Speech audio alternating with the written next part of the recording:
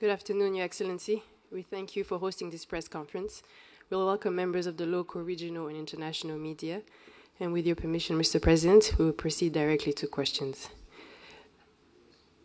We remind members of the press to please state your name and media organization before you ask your question, and please keep it to one question. KNC. Thank you, Excellence. My name is Kakoza Mwiza Charles, commonly known as KNC. I work for TV and Radio 1.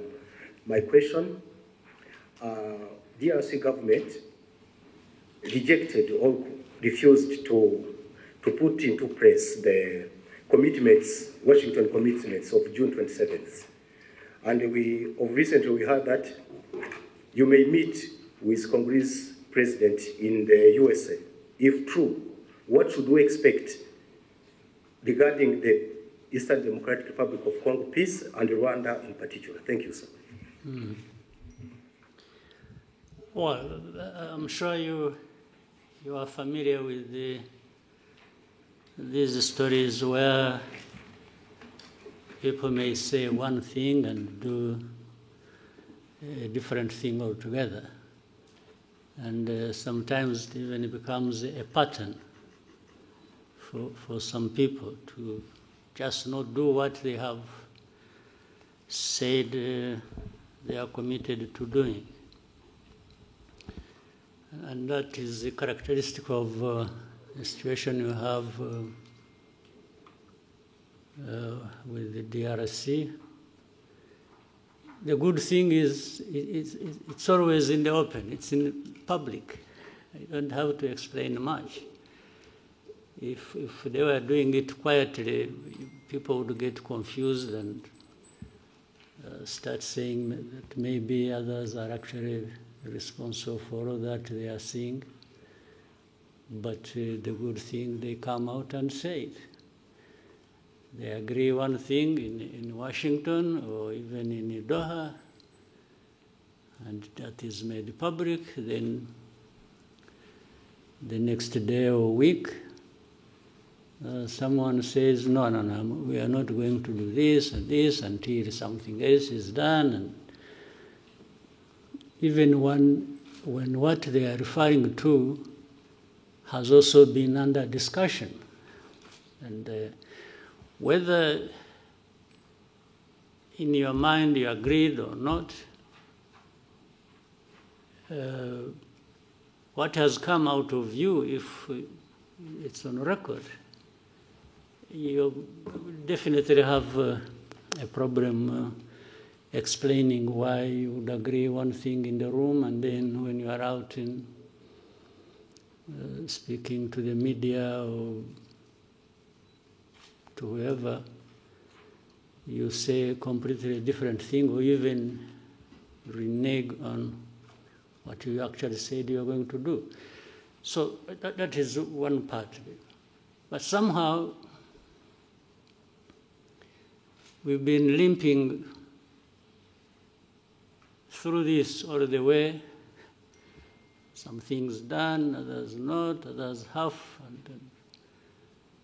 And now maybe possibly we with the time taken and effort, we will find ourselves in Washington, which I should have started with. I think the fact that there is even a possibility of meeting in Washington and discussing or agreeing or signing anything is a good effort.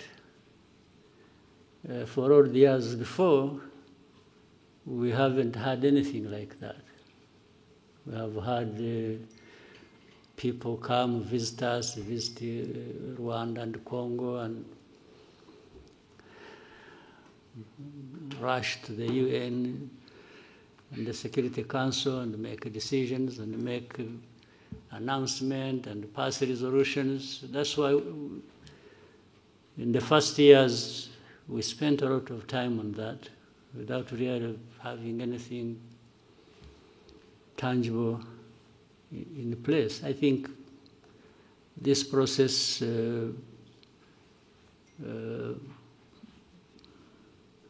of the two processes, one in Washington, another in Doha, but talking about Washington, it's a good step in the right direction. Whether we arrive at a decisive moment that gives us a clear possibility and optimism that we are near finding lasting peace and so on. Yeah, it's something we can still continue to hope for and work towards, but at least there is that possibility, there is that framework that is in place, and the Trump administration seems to have done their best.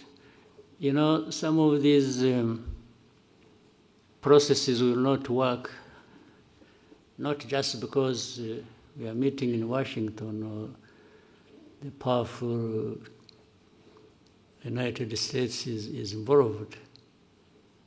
Yes, they have a big role to play. It's what I was praising them for, having made a huge effort. But until those people concerned directly, they themselves want and commit to achieve the end result, which is stability, peace, and security for all that needed, even the most powerful will remain wondering which way to go, or frustrated, if you will. So the onus is on us, mainly the people, the leaders, DRC, Rwanda, and others in the region. You know, Washington took over this when there were also other efforts underway. I'm sure maybe one of you will be asking, or you yourself had it on mind but didn't raise it. You would be asking, what is the East African SADC process? Because they were there. Or the AU, or whatever. That speaks volumes. And the reality is the knot is tied in one place. These problems are happening in Congo, but it seems the leaders don't care or don't know, or they have refused to take responsibility. They just keep daydreaming and talking about all kinds of things, and whenever they've gone all places, the only thing they know how is to keep asking sanctions for Rwanda, sanctions for Rwanda. Okay, but if you sanction Rwanda, how does it solve your problem? How does it solve your mismanagement of your counter affairs? How does it give citizenship rights to the people who have been complaining for decades and have had to take arms and fight you? How does it solve the problem of you having to import mercenaries to come and ask and fight for you? How does it do that? I mean, you know, people should really see things for what they are, and you may hear so many stories about different things, but you also have the ability to see through all that and make your own judgment. So, summary of so much I have said, I'm always optimistic. Always hope there is a chance another day, and the following day. But I remain prepared to take care of the business I have to take care of. Thank you, Mr. President. Albert? Good afternoon, sir. Thank you for this press conference. Kind of a follow-up on where we started. At the same time that we have a meeting coming up in Washington eventually, at the same time you have a narrative that has been developing in these last weeks and touching on something that doesn't seem to be the way it is presented, talking about humanitarian crisis that is incredible, millions of people displaced in Eastern Congo, that people need to have access to Goma, and that is especially developed in Europe, for what we can see. So sometimes also it reminds me of 10 years ago, or 2012, 2013, what is this thing about Goma? Because as soon as M23 took in 2012 Goma, the whole world went cuckoo. And now again, everybody wants to have access to Goma. So what is there? Because it's at our doors. At the same time, I believe that after 25 years, to have MONUSCO there, which was also part of the forces that, beginning of this year, were shooting at Rwanda. I mean, for Rwanda, this becomes something that maybe needs to be taken up. Like, how long can a force like that still stay there? And especially that they've been part of the belligerents attacking Rwanda. Mm-hmm. So what is this thing about Goma that nobody knows? Well, Goma is near a volcano, which sometimes erupts, and so maybe that seems to be the factual thing about Goma. The rest are just studies. But from what you started saying, what is it that didn't actually originate from Europe? You asked something about Europe, and you are saying the stories about Goma and so on are originating from Europe. But what is it that didn't originate from Europe about this story or about this problem? If you look at the whole history and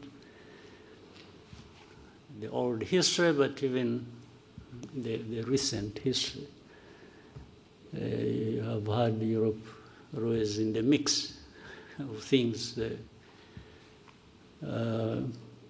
in and between our countries, and even to do with the crisis we have in Eastern Congo or the region.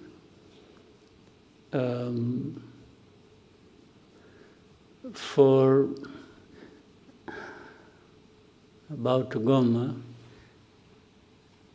I don't fully understand. And talking about humanitarian crisis, yes, there is suffering. There is no question about it.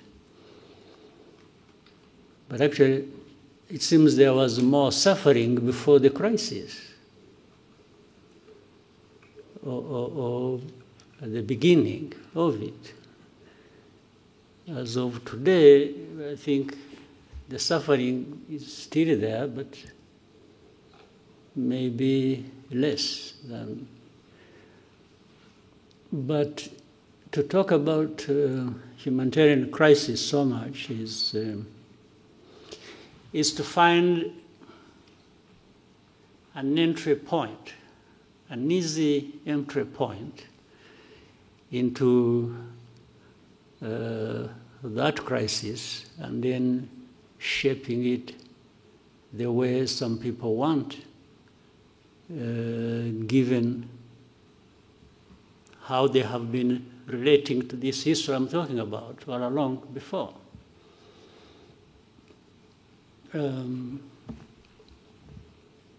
You cannot talk about just crisis or humanitarian crisis without highlighting the root cause of that. And people have always avoided bringing up matters to do with the root cause, because in the end it exposes people like that. So there is always a way to shape things in a manner that there is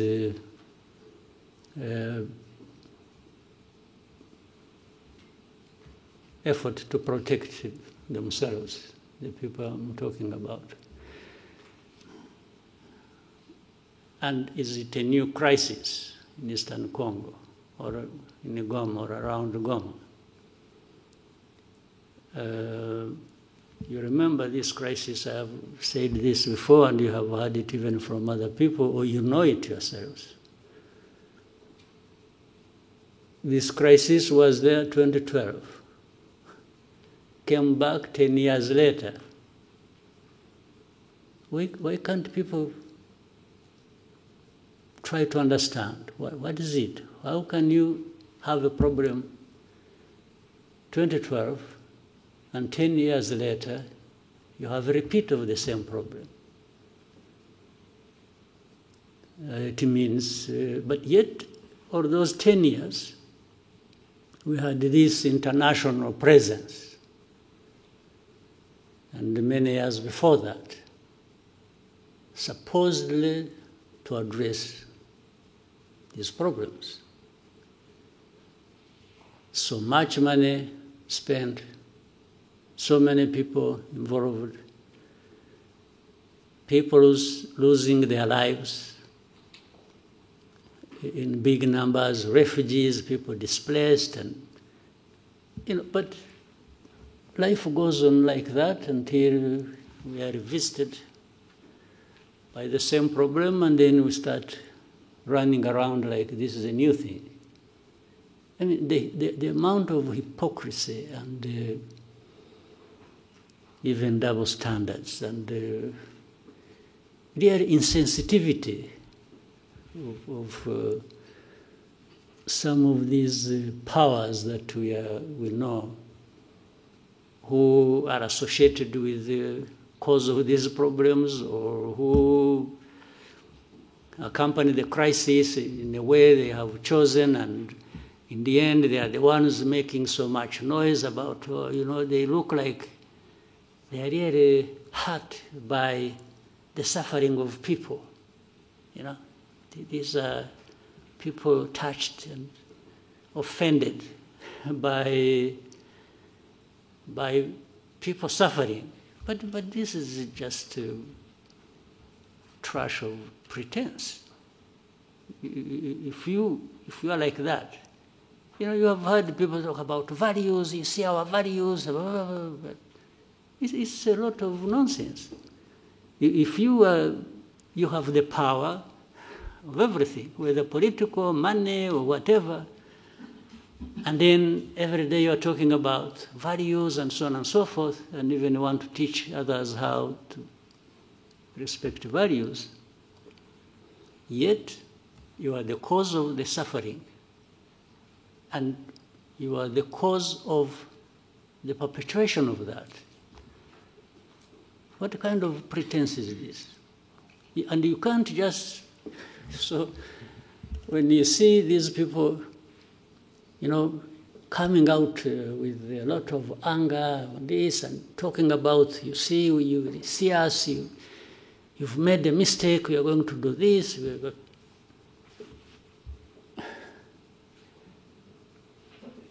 In the end, all they are doing is adding more suffering to the suffering that is already there.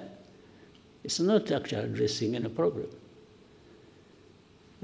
So Goma, but if anyone wants Goma, that's fine. for whatever reason, whether it is ritual or, some believe in witchcraft, they would want to go and pray in Goma and meet their witch doctors there and so on and so forth. Still, you know what? Goma it's not functional as of now, but it is in the hands of some people. You go and talk to them. But if I were the one, now let me be myself, let me tell you a story. If I were the one, you come and I'm the one controlling Goma, and you come to say, I want to use Goma. I say, fine. But these are conditions. Goma is part of my problems that I face with the government. And now it is in my hands. I will not give it to you until you show me, alongside that, how you address my problems. Well, I may sound speaking for these guys, but I'm just reasoning. If I were the one, you want Goma, you want Kavumu, or Bukavu, or you want the whole of Eastern Congo back, fine. I have no problem with that. It will only come with you addressing my problems. You understand? In my long history, in my judgment, that is what I learned over so many years of fighting for my rights and for, people have, they sacrifice, they do what, but unless they have no reason they are sacrificing, that's a different issue. But if they are, everything should be put together. You want this, I'll give it to you. I have no problem. But we came to this point because of this reason. So if you don't address that reason, how do you just expect to cause problems? And then you come and say, and this I'm saying because, again, for me, what you see is what you get. We used to tell the Congolese from the beginning, when we would be in the discussion and it's like you see leaders behaving like, it's like, you must do this, you must do that, and they are the cause of problems. So I used to tell the leaders of Congo that asking, or in order for us to have security in our country and have peace, and that we have fought for so many years in the past, it's a must. We must give each other peace. I can't ask anybody for peace as a favor they are doing to me. No. For us to have peace, I beg you, and you have to do me a favor to give me my peace. That's a different world I don't live in myself. I cannot ask anybody to do me a favor to have Rwanda secure or to have my right Well, initially maybe I can ask you to do a favor, tactically, I can say, please, I beg you, I can even kneel down if you want. But if you don't give me my right, then it means a fight. We will fight, no question about it. So there is no way, where I'm concerned, you can do me a favor for my right. Who are you after all?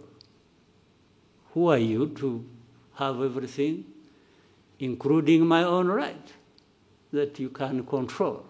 How? Who are you? What gives you that right or power to be able to do that? So I've given you more than you really wanted, but Goma is part of the problems we have in Eastern Congo. And yes, Goma should go back to its operations as an airport. But what is it that stopped it being so in the first place? So you must address that. You want to address humanitarian crisis. I agree. There must be a way of doing it, taking on board the fact that there is what is causing the humanitarian crisis, and that must be addressed. Right? So, anything else about Goma? Well, somehow there is also another side of the whole story that has been kept repeated, especially now it's still alive in Europe. It's about the looting of minerals and all of that. I mean... Again, that is nonsense. Exactly. They looted minerals better than anybody, worse than anybody I know of in history. So would you even listen to that? Minerals? Minerals, they sell minerals in, what is it?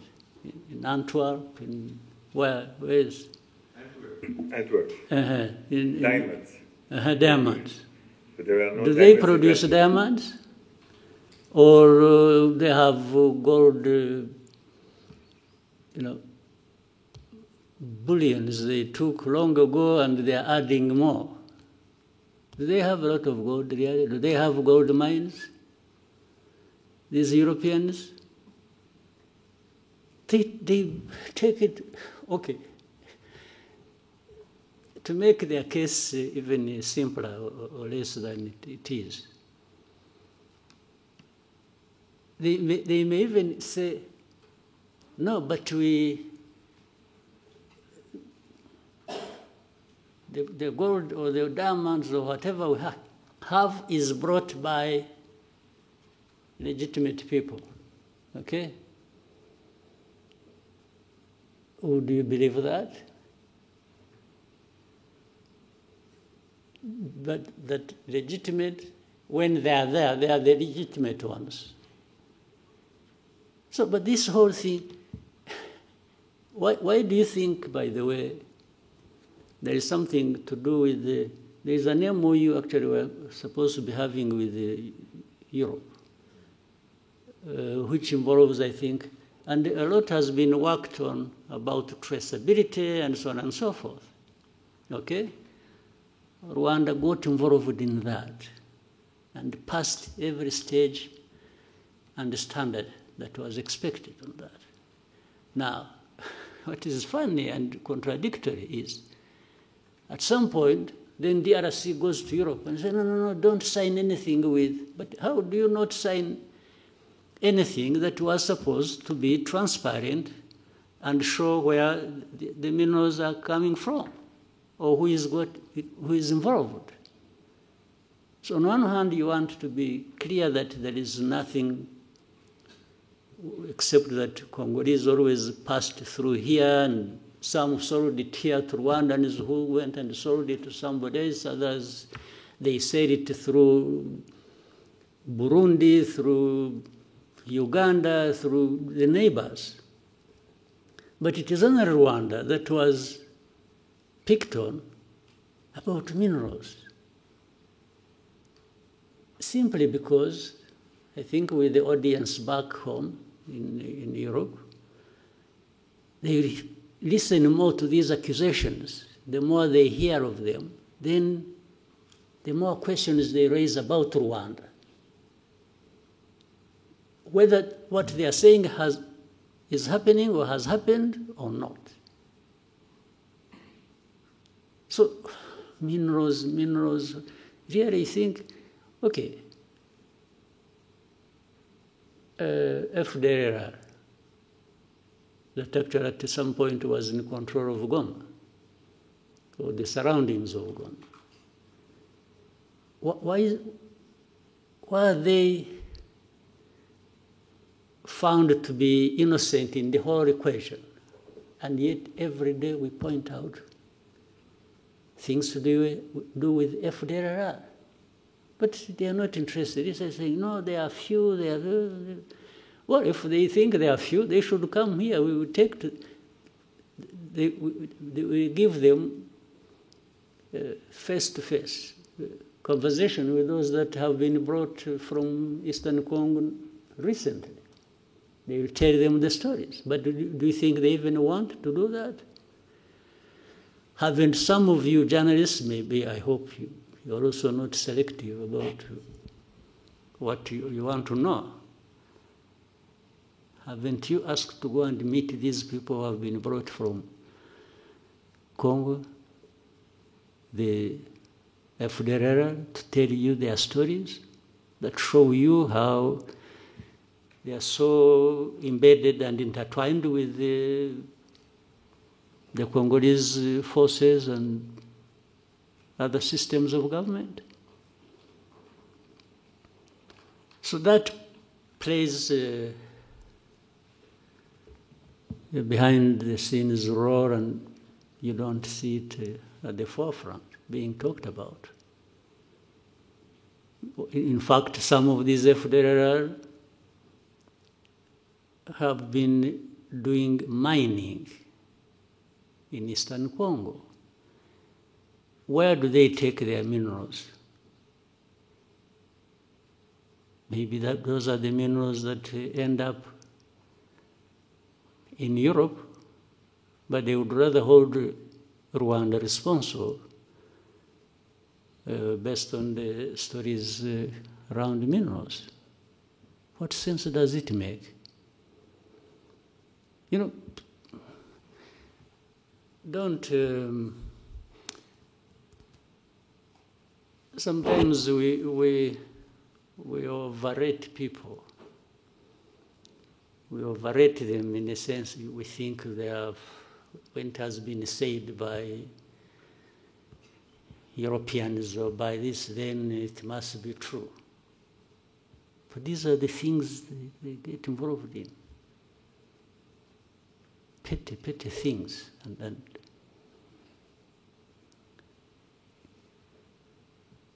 without borders. Okay? Thank you, Mr. President. We have one more question about Goma from Romain Gras of Jeune Afrique. The question says, President Macron said on the sidelines of the G20 that the M23 and those who control Goma Airport have not made the necessary effort to reopen it, stating that the administrative conditions have been met by the DRC. What steps need to be taken to achieve progress on the airport issue? Well, I don't know, one, what is being referred to as the government of DRC having met what? I don't understand. That they met what? The administrative needs. What administrative need? To the best of, I don't know what, first of all, the meaning of what he had said. For example, Are you aware that the airspace in eastern Congo is actually closed? You can't fly. You have people flying from wherever, whether South Africa or going there. Planes don't overfly eastern Congo because DRC government closed the airspace. Now you want to open an airport in a closed airspace, and you say somebody has met the standards, administrative standards. I don't understand the meaning of it. Second, those M23 and others who control what? Who control them? You mean M23 who control, or M23 and others? And those who control. Ah, okay.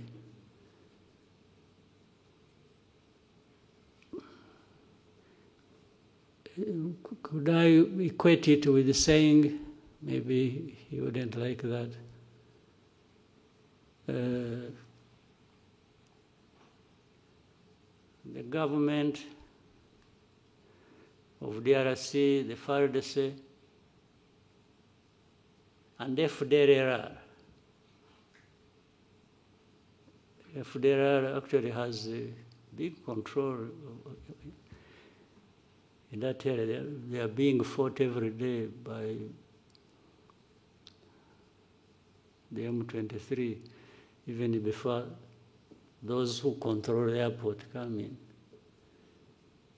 So would President Macron wish to say something about FDLR? I don't think so. You know the reason? There is a whole story about FDLR and those others from Europe who talk about the airport, those others who control it other than M23. There are those others from Europe who control FDLR. And that's why they are always quiet about FDLR. You see always when issues about Eastern Congo, about Rwanda, backed M23, and then when FDLR, they are really whispering. They don't even want anybody to hear it. And then for government of DRC, it's some individuals who get involved in these wrong things. It's not the government. I mean, this selective way of presenting issues and even wanting to address matters sensitive like that, based on how you have selected to handle it, I think it becomes part of the problem. By the way, that's why I was saying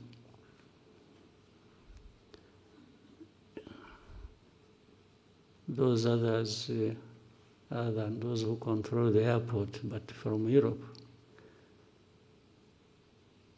have been part of this problem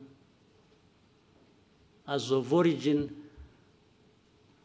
of 31 years ago tragedy we had here.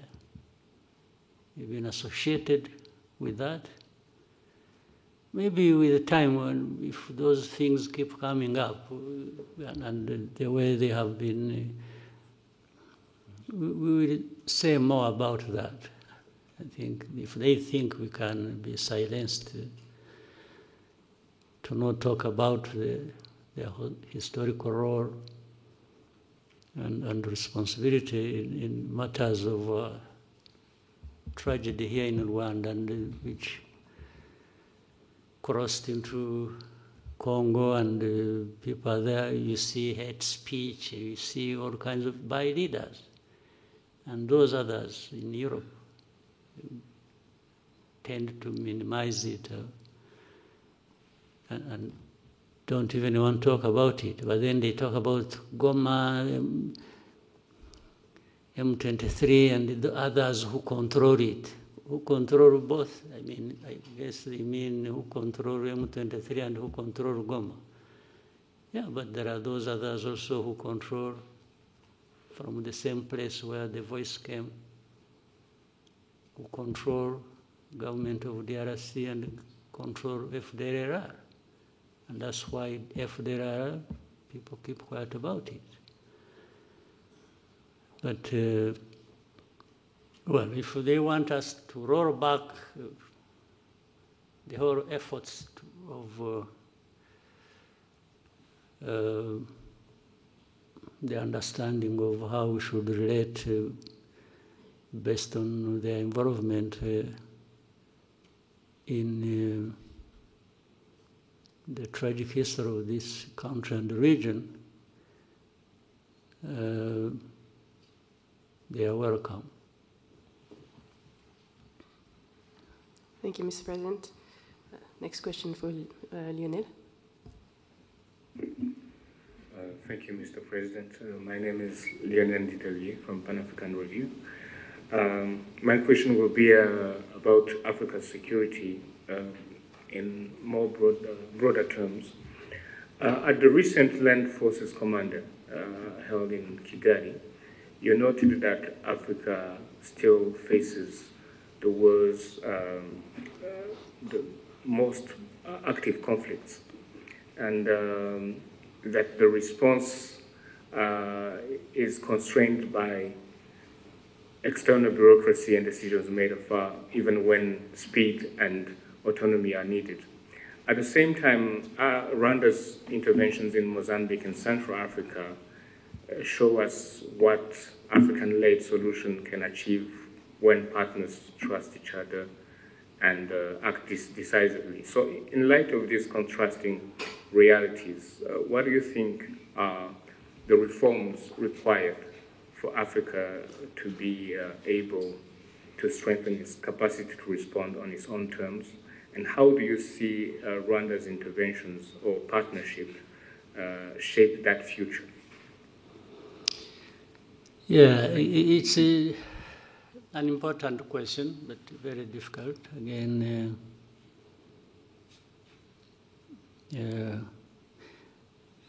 I think if I remember the saying, you can take horses to the well to drink water, but you can't force them to drink.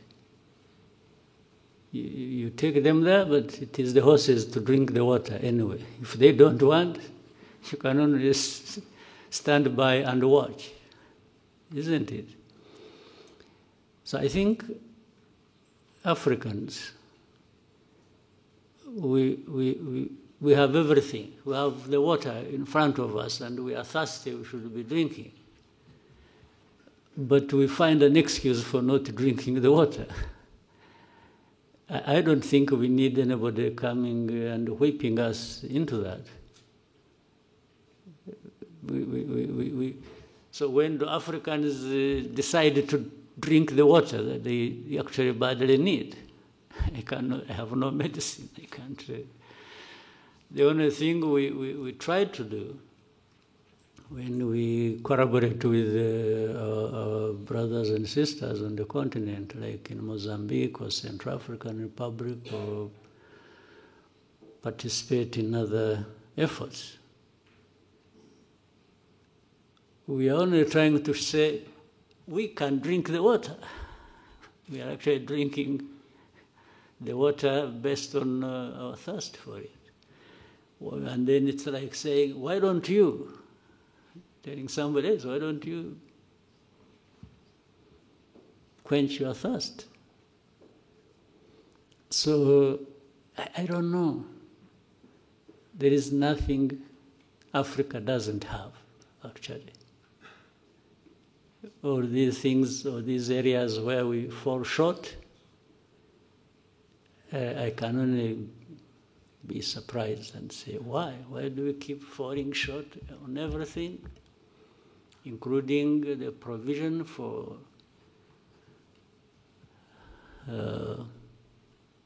security for our people? When we have the people, we have the resources, we have the knowledge, we have... what is it that Africa doesn't have? Tell me. We have good weather, maybe that's what spoils you. We have... what don't we have? Numbers, we have 1.4 billion people on our continent. So what do we want? What else do we want? Or what do we lack? So that is... it's a pathetic situation. Yeah. I don't think I have helped you to understand what you can do, but not for lack of trying. Yeah. Thank you, Mr. President. We take one question and then go to break from Anangwe. Thank you, Mr. President. Eugene. Maybe why don't we continue a little bit, then maybe another 15 minutes and then take a break. Eugene Anangwe, we're CEO, founder, East Africa Media Group, and the Africa Leadership and Dialogue Institute. Mr. President, my question is on leadership. And I listened to you keenly at the recent Unity Club forum, where you challenged Rwandan leaders to reflect on what's holding Africa back. And I remember you talking about feeling that this is linked to leaders who pursue individual gains. For the close to 20 years I've been in Rwanda, I reflected on this, especially listening to people who have been serving in different quarters. And when someone tells them, "Nukomeza bucho, urisanga kuri yellow paper," and they say, "Reka, reka, reka, reka, reka." And the reka, reka, reka is not because they don't want to serve, but because of the pressure to deliver. And that leaders in this amazing country go through. The pressure to deliver without apology. Exactly, Yeah. yes. And this brings me to the question of your style of achieving this culture. I know of countries where people will kill each other to get those positions of leadership. But here, not everybody can take that pressure to deliver without apology. So if you were to deliver a lecture at President Kagame's School of Leadership, what would those three things be that you'd say about this subject of servant leadership that happens in this country? And then the East African community, the momentum seems to have died out. Checking on ground, people feel like it's not the same pressure, the same momentum that was there. I know in this room, half of the people might not know who's the current chair of the ESC Heads of State Summit. It's not like long ago where there was a lot of hype around this. Something must have happened, Mr. President. I don't know if you also feel the same. What is that might have happened? And what do we need to do to be able to bring back that momentum that we had about this fastest growing regional economic bloc? Thank you. Well, to start with the last, I think you hire different people. You hire different leaders and see if they can. But leadership is a broad subject and always discussed in every corner and part of the world. It doesn't mean one thing. Many people have different definitions or interpretations of what should happen. I'll give you my take. It's so simple. First, leadership isn't about just serving yourself and being proud that you've done something for yourself, except you can do that only if you are delivering something. Because if you are leading people and you are delivering, and you see the benefits reflected in the lives of those people, then you can have personal satisfaction and pride. So this is different from what I started by saying. If you lead and you're so much involved in what you can do to benefit yourself, that's the opposite.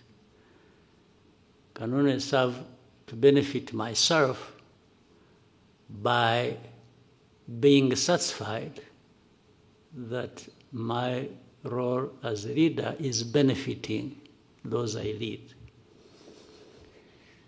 Well, but that then becomes the theory, the broader theory or philosophy of leadership. But we also know that, more importantly, there is the practice of it, the real tangible results you can see and hear from people. That makes the biggest difference. So with that understanding, which I think many people have, the rest becomes a choice of how you are going to live your life and the purpose of any service or leadership role you may be playing.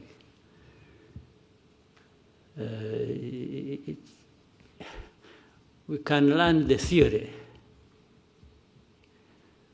but in the end, the practice is ours. Yes, you can study and have degrees bestowed upon you about leadership, and you can be an expert and be there actually teaching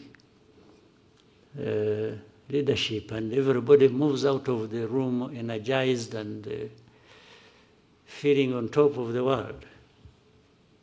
But the moment you step out of the door, the choice is yours. How you use that energy to fulfill the obligations that the theory was talking about. So it's not an easy thing. So you can therefore have this and match it on to what you asked about East Africa or whichever entity or institution.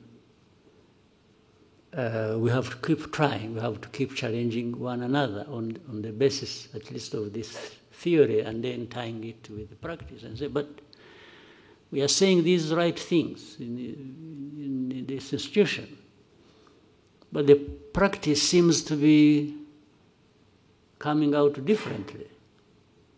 So you have to agree that's how issues of accountability come in, because people they understand the theory but have failed on the practice, and they are causing damage to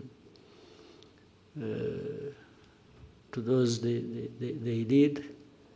And therefore, that's when you say, if you are found to be doing this and you run into this and you are causing suffering, then measures should be taken. By doing it intensively, I think you reduce on the damage that is caused by bad leadership. So, as you said, at a personal level, I also confess, I tell you, I have no apologies to make for. And then I tell my people, you know it very well. I have said, by the way, when you get tired of me, get rid of me. I'll walk away without any, I will not fight back. If people say, no, you are becoming too much, insisting, both, too much is not just in time. too much can also be how much you do in time that disturbs people, okay? But accountability and the desire to have results is not for the half-hearted, no. So by nature, I found either I'm doing it, unless somebody shows me saying, what? There's something wrong you are doing.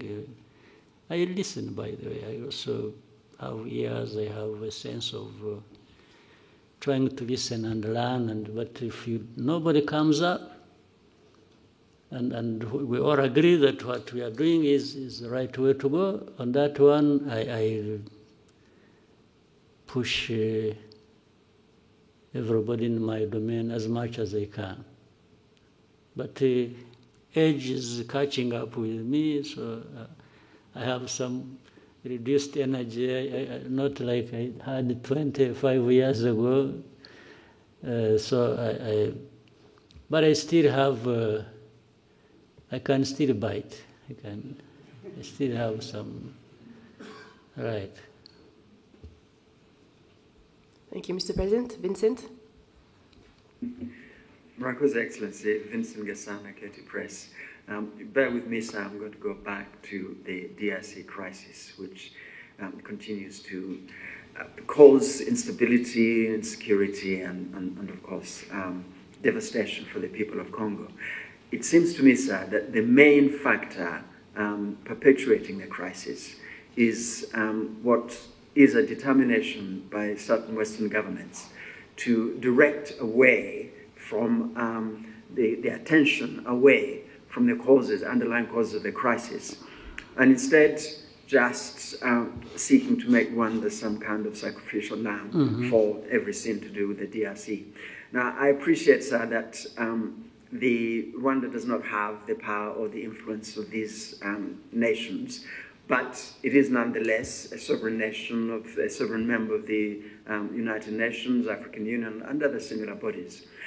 I wonder if there are any mechanisms within these bodies where Rwanda can table motions to hold these governments to account, not just to give Rwanda respite, but most importantly, really, for the sake of the people of Congo who suffer the most from what is a profoundly egregious cynicism, which this government seem to think works in their interest. Thank you very much, sir. Yeah, again, it's, I can say we are trying, and we'll keep trying. Maybe every day that comes to pass has brought something new, and looking forward to the next.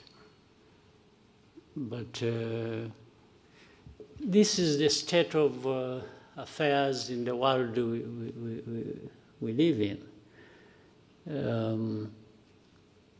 There are these things that are never straightforward, and much as we may deny it and keep running away from it, it's that saying, having might tends to make people right, or give them the right. So we have had this for a long time. They might tend to think they are right, and they don't care, even when they realize that what they are involved in is wrong. But as long as it benefits them one way or the other, they will take that direction. They don't care about it, and especially when it comes to we Africans who are even ready to accept it. It's like Africans, we are happily exploited. We tend to be so subservient that somebody does wrong to you, and the tendency is for the Africans to be the ones to apologize. You get offended, you get hurt, then you are the one to apologize. And really can't keep blaming somebody else other than ourselves. Why do we? So, but we can't keep quiet. We always raise these issues. I'm sure there are many who are capable of doing that and who want to do that. We all can't be silent in this case. So while our power is limited, it's not like theirs. One, we have to reject it, that we can't just be treated the way we are. The second is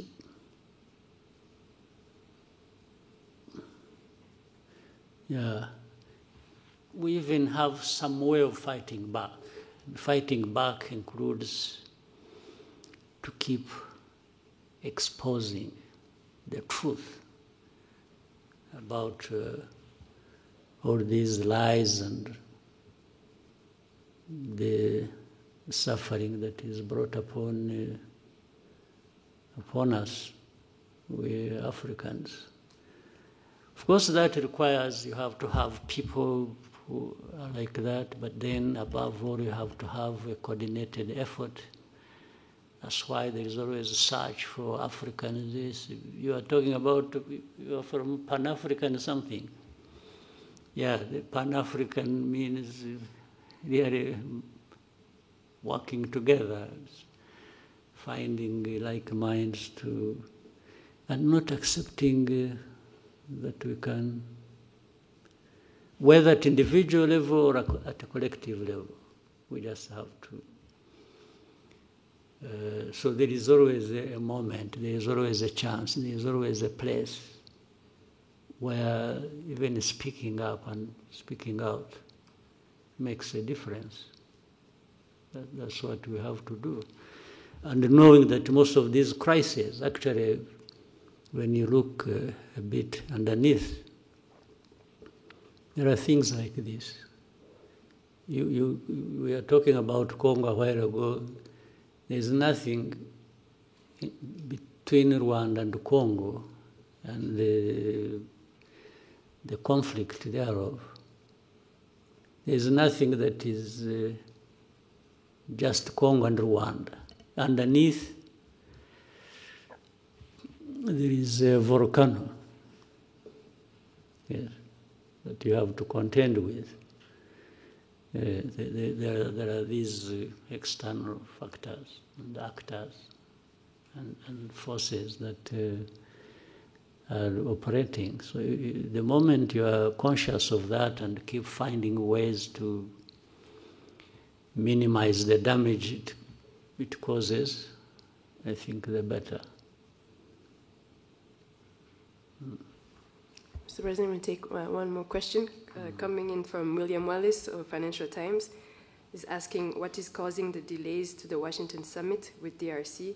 If it does go ahead next month, how confident are you in a peace that sticks? Yeah, that's almost like another question I answered earlier, but what is delaying, I can assure you, does not come from or relate to Rwanda. That's I want to confirm that. It comes from somewhere else. I don't know, maybe the one who asked the question can keep trying to investigate, but nothing originates from Rwanda. But the question I answered earlier is, I mean, people, we have had so many meetings, our delegations have met in Washington, and there is also, I keep bringing back Doha, there is Doha, but they discuss, they are near agreeing something, or sometimes they agree something, and then just out of that place, the next day, somebody is just it's in the open. It's not done quietly.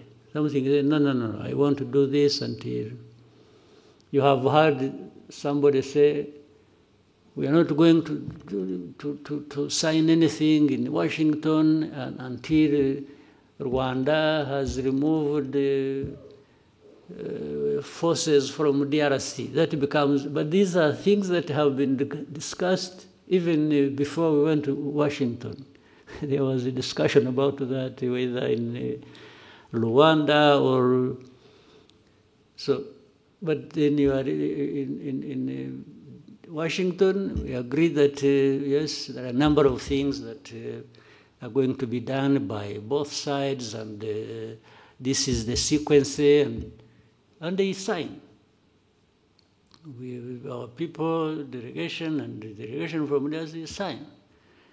And then after that, the next day, whether still in Washington or back home, they say, no, we are not going to do this until, now they set different conditions other than what was actually done and agreed in Washington. So this is what delays the things. So for us, we've been here waiting.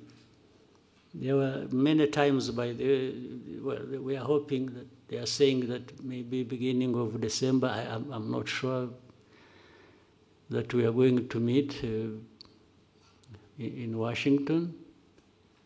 I'm not sure whether tomorrow somebody doesn't say, no. For me, I'm not going to Washington because either last night he dreamt or was told by a priest, whether the backward, the old priests or the new ones, that it's a bad idea or it's a bad omen to do this.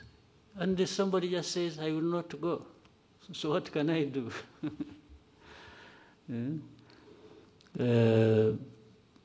But we are still hopeful that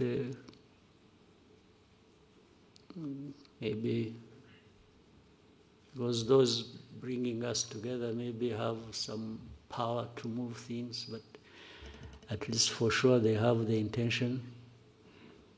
So we will wait and keep hoping that it's not just about a trip to Washington, it's about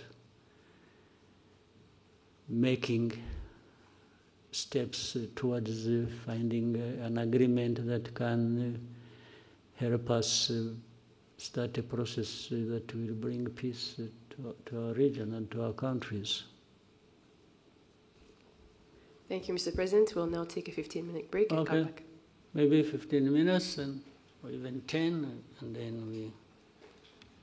Thank you for the break, Mr. President. We'll proceed right away with the remainder of the questions.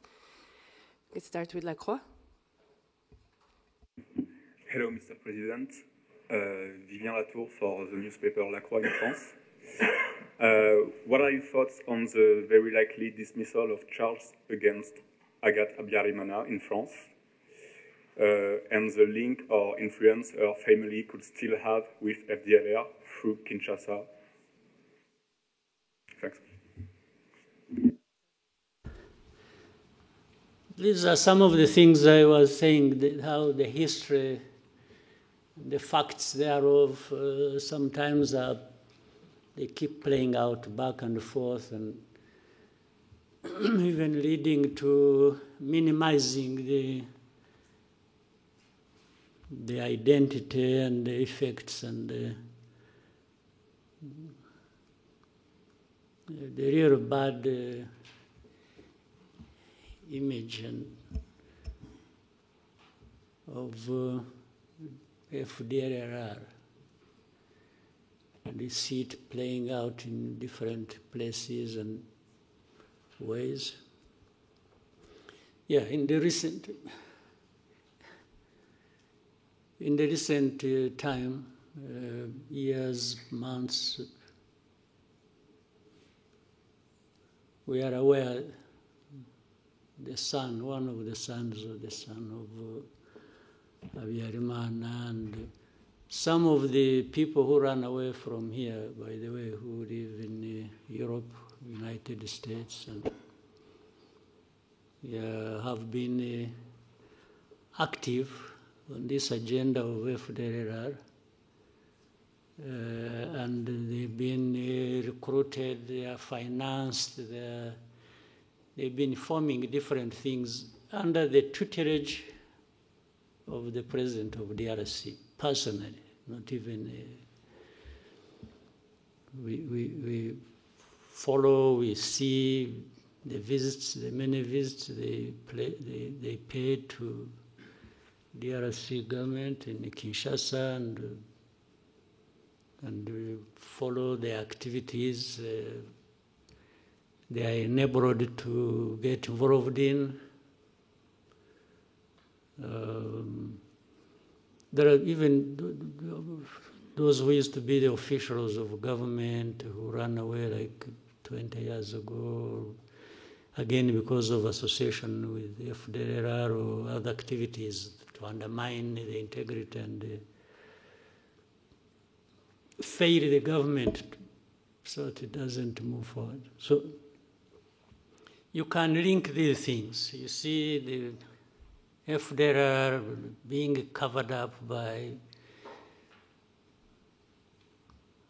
some authorities in Europe and elsewhere, then the family of Habyarimana and individuals who were active in what happened in the tragedy, like his wife, and they are in the courts of law, the cases are treated the way those powers decide. And then those activities leading up to, and then in the end you have people saying, you know, if there are, how many people are they? You know, really it's like, for us who complain about, when we are complaining about FDLR, these genociders, actually it is not even complaining about them in isolation. They are strengthened, they are made effective by the association they have with, for example, the government in Kinshasa or some authorities in Europe, or who allow this to, and then in the end who openly play down this. So you can put all that together and form a picture of how manipulations and wrong things have been going on around this problem of FDLR, but also how that relates to what is happening in Eastern Congo, or in Congo, and the noises that are made after that. Then you see resolutions that the UN sort of not bothered about FDLR, and not even bothered by those who support them, and trying to distance and make them innocent, those who support them. So it is in that form that we see even that case, how it has evolved. It has something to do with all that. Next question from Theodore.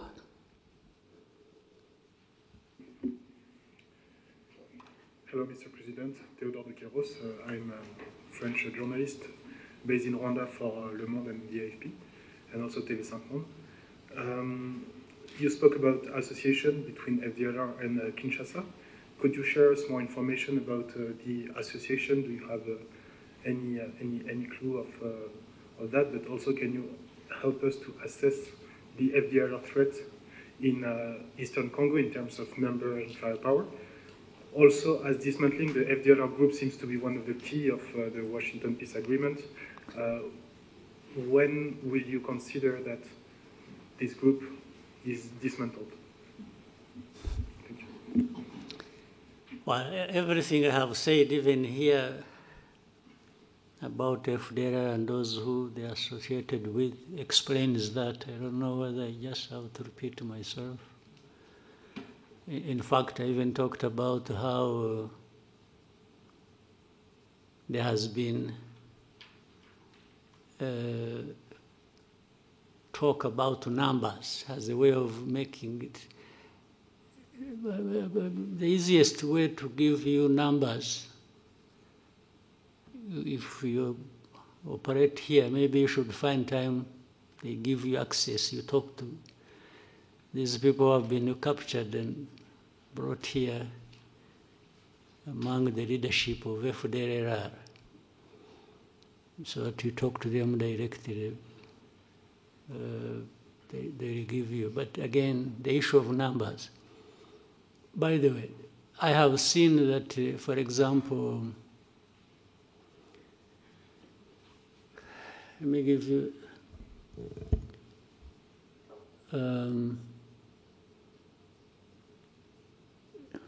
you know, in Congo, there are different forces.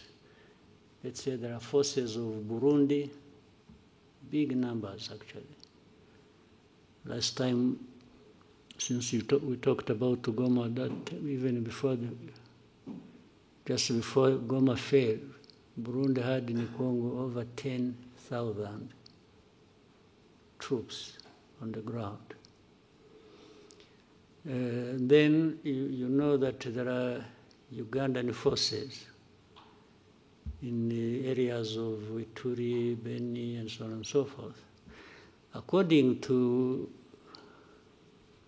DRC, these are invited, so meaning they are there legally. But for the forces, for example, of Uganda, one of the reasons they are legally there or invited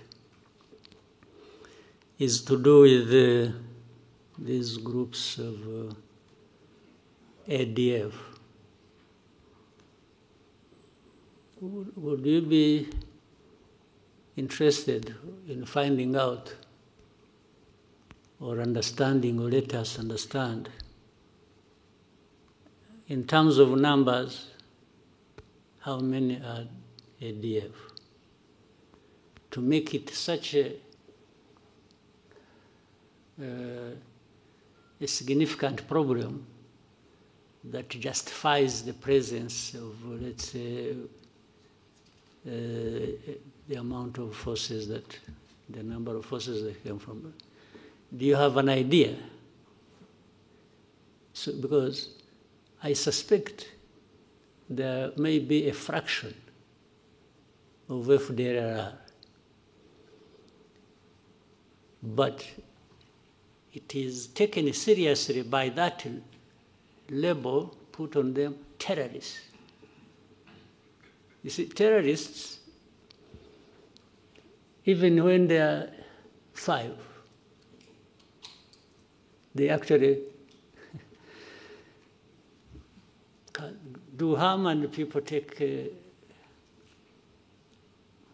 that seriously. So if there are, why no one would take them seriously, knowing that their history, and worse still, knowing that they are associated with a government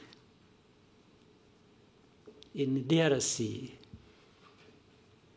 And I mean, this is a public knowledge. Even the way you have heard of hate speech, you have heard of all kinds of things. If you want to know, you must be knowing. So still the issue becomes, how many would they be? How many? So it's like putting me to task. One, it is falsifying the issue of numbers. If we want to know about numbers, there are many. That's very fact. Then, but the essence of saying how many are there, it's like to say you are exaggerating. No, I'm not talking about you. I'm talking about what you said that is said by so many, including authorities in Europe. I have been asked by some leaders of Europe, how many are they likely to be? When somebody asks me that question, immediately I know he's interested in covering up the problem. And therefore, I associate it with all this I see. I said earlier when you are talking about FDR, say the resolutions, the statements made at the UN, they come saying, it is really like a whisper.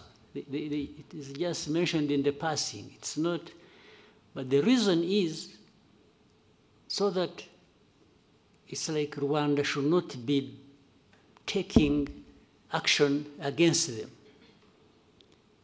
which means from there, I can see they are saying they are not connected with the whole history or even their responsibility in what they did here. Well, by the way, they have also questioned even numbers of those who were killed in the genocide. It says moderate this and the others are just mentioned in the passing. It becomes an issue of moderate people who died. It's not about the mass of people who were killed in the genocide. This has been a subject of discussion and debate unnecessarily, in my view, for such a long time. So, the connection with between FDR and the Kinshasa government, my friend, I'm sure you know. And as a journalist, I'm sure you investigate, you should be knowing. I don't know whether I'm being tested to show how much I know, because I'm being asked by people who know. Then we can put it another day. Next question to New Times. Thank you so much, Mr. President. My name is James Munyanez. I'm from the New Times. Mr. President, you have previously said that Africa's instability is often the result of leaders failing their people, and that coups are symptoms of deeper governance problems rather than solutions. Mr. President, with the recent developments in Guinea-Bissau, and in other places before that, like Madagascar and other areas across Africa, what do these developments reveal about the state of governance? What is that? What do these developments, like the coups that we've been seeing, reveal about governance, the state of governance on the continent, and what should African institutions, and particularly the leaders of Africa, do differently? Because, Mr. President, there's a sense increasingly among young people that maybe you have leaders that kind of protect a club of leaders across the continent, that kind of protect each other.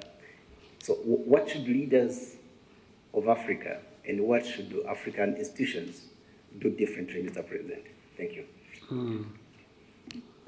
You know, first time when I heard about the coup in Guinea-Bissau, even now I'm not sure really what happened. But when I heard it first, I thought somebody was carrying a coup against himself. That was my first reaction. It didn't appear to me like there was a real coup taking place. Even now, I need some time to confirm. But let me assume it happened, or that in Madagascar happened. For sure it happened. Because I think somebody's on the run and there's another one sitting there. To begin with, it means I'm vindicated in what I said that you referred to. And maybe we'll have more coups. And so be it. That is my approach to that question. If there are going to be more coups anywhere around the continent, so be it. Because I also believe true, where coups are taking place, there must be something wrong that has been happening, even all along. You can assume, you can read stories, you can see and appreciate and like something, but once there is a coup, maybe 90% plus, it means in that place there has been a problem. People have been not talking about or covering up or something. Now, I don't know whether you want, again, my opinion, which I have.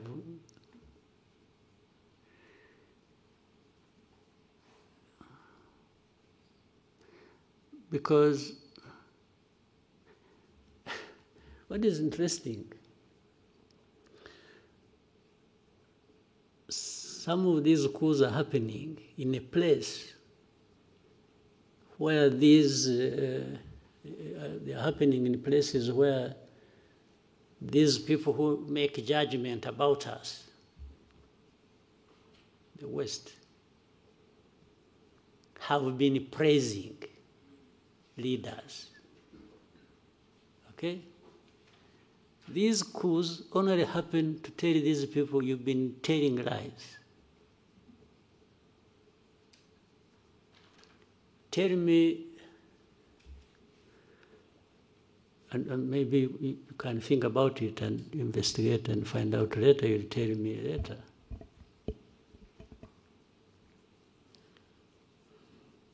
If this coup is not a coup against, let's say, in Guinea-Bissau,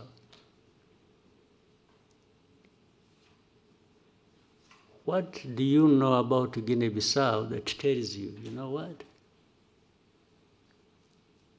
Such a coup should not have happened. What is it? Because, or even go to Madagascar and tell me, you know, the way I know Madagascar, the way I've seen, why should the coup have happened? When we ask ourselves the questions in that form, we might then get to understand whether there are underlying problems or there haven't been, somebody just out of madness acted and overthrew a government. So the young people you talked about, you call them Gen Z? Well, why did you go to Z before you went to Again zero? I mean, the last resort, maybe. Is that what it means? I'm just guessing. Still there an expression that something is amiss. It may not even mean that they are always right. You see? But I would rather than, for those of us who are still around and don't want to be overthrown, we may need to find a way of making these young people responsible also, so that they feel they are part of, and therefore no need to overthrow. You see what I mean? Because there are so many, they can't all also be operating recklessly, collectively. Maybe some hot heads among them can mobilize others, but still to move the whole mass to do something. So before they do that, it's our responsibility maybe to do something so that they have no need to do that. Because where does it end up anyway? I haven't heard, except in a very distant place, but also differently. I haven't had any of these ones go through that process and becomes the leader. So they always end somehow, maybe for another year, for another term, okay? There is a way to do things and to have a conversation in a manner that they become part of.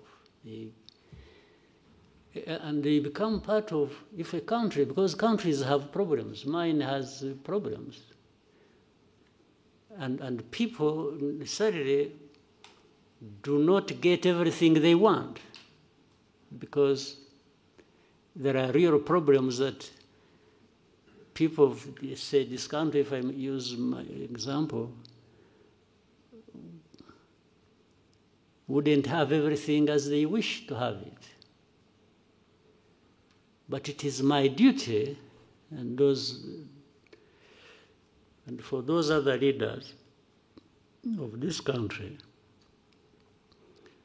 to be out there transparently explaining to people why there are these problems and show the effort you are making, and also that it involves them to try and deal with this problem. If somebody has a problem they understand, they won't be violent. They'll even be more sympathetic. They'll be a bit sympathetic because they know somebody, let's say you may say you want a road there. People may say, I want to see a road 100 kilometers from here to there, tarmac road. But if I go to them, I say, you know what? I'm really trying to put this road because I also think it should be there. But the resources we have, the envelope, so small that we have to split it in so many things, hospitals, schools, this and that. So I'm still falling short of the budget to take care of these roads. So please bear with me. And then I will also tell them, we see in our tax revenues, we are trying to get money from, but you're also not paying up. You are dodging taxes, you are doing this. So please, if you have, I'll make sure that your money, we'll find a way to making this road. Or, you see, they were used to having these powerful people, the donors, giving money, and they'll tell them, you know what, they no longer give the money. You were used, you were spoiled that these people would provide money, but they are no longer showing up. Maybe they all have their own roads to build too, and the money is falling short. So, and say, but bear with me, but let's be together. So if you are transparent and they understand, they don't have that thing because it's not your problem. It's not somebody who got the money and took it in corruption or something. Why would anybody get angry with me if I have explained like that? But if they suspect, no, but you're not sure, you're not taking your this money for yourself, they will not be sympathetic. They may even terrorize and laugh and clap and like they have listened to me, but in their hearts, they are keeping a grudge with me. Yes. So one day they will show up on the street.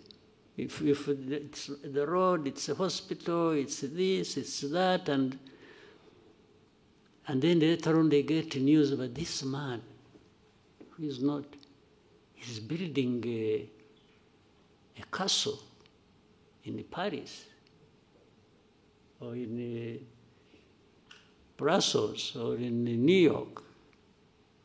They will come for your throat. Yes, they will, it becomes only a matter of time. They will come for, they'll come at you and you face it. So, but for the coups, for me, I summarize what I've said before. In a way, maybe there are good coups and bad coups. There might be a coup by somebody who got high-handed and high anyway, just not handed, but high, and became reckless and thought because he has a gun he will go and take power. That's a bad coup. But if somebody, a group of people say, no, enough is enough. These guys have been telling us lies. They've been doing this. They're enriching themselves. They are cheating us. We can't have it anymore. It's stinking. And they go for whatever form they do it.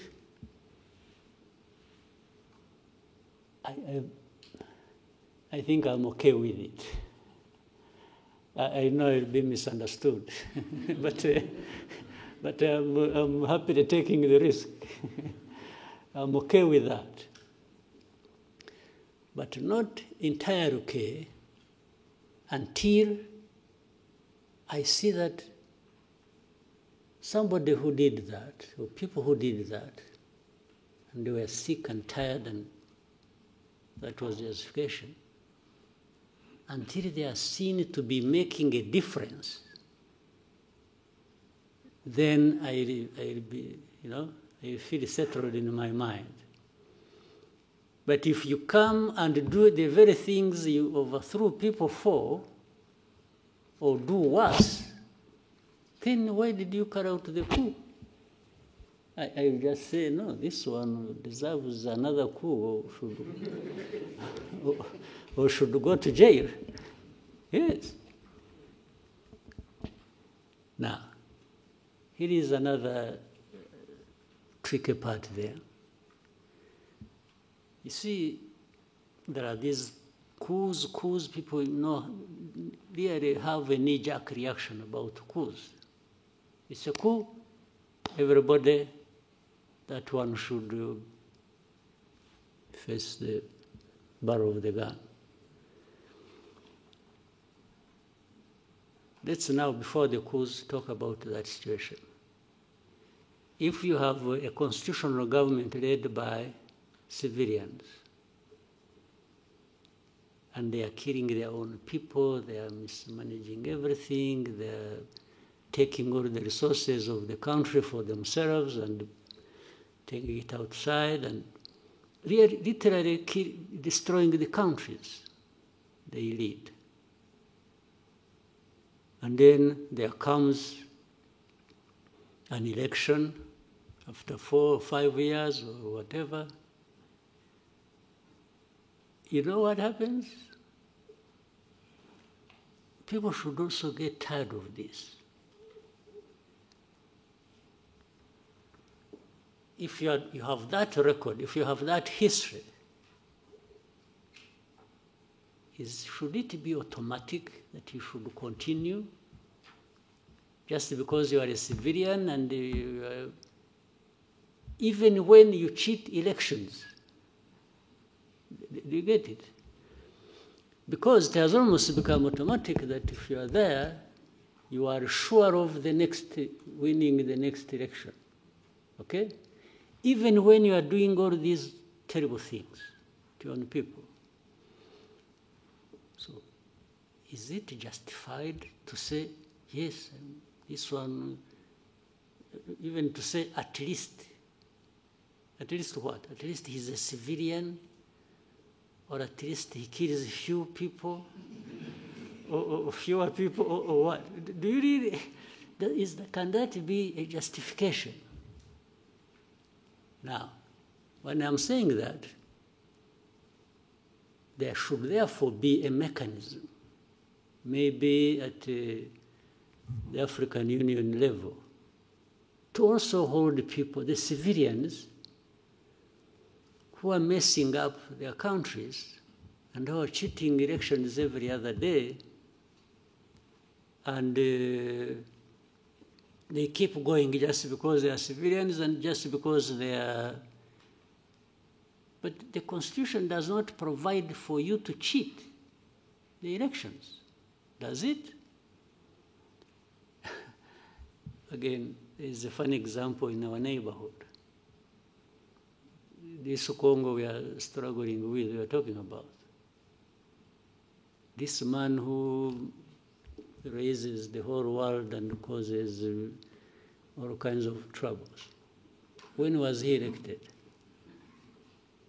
No, you seriously, you here, tell me when. First time? The second time?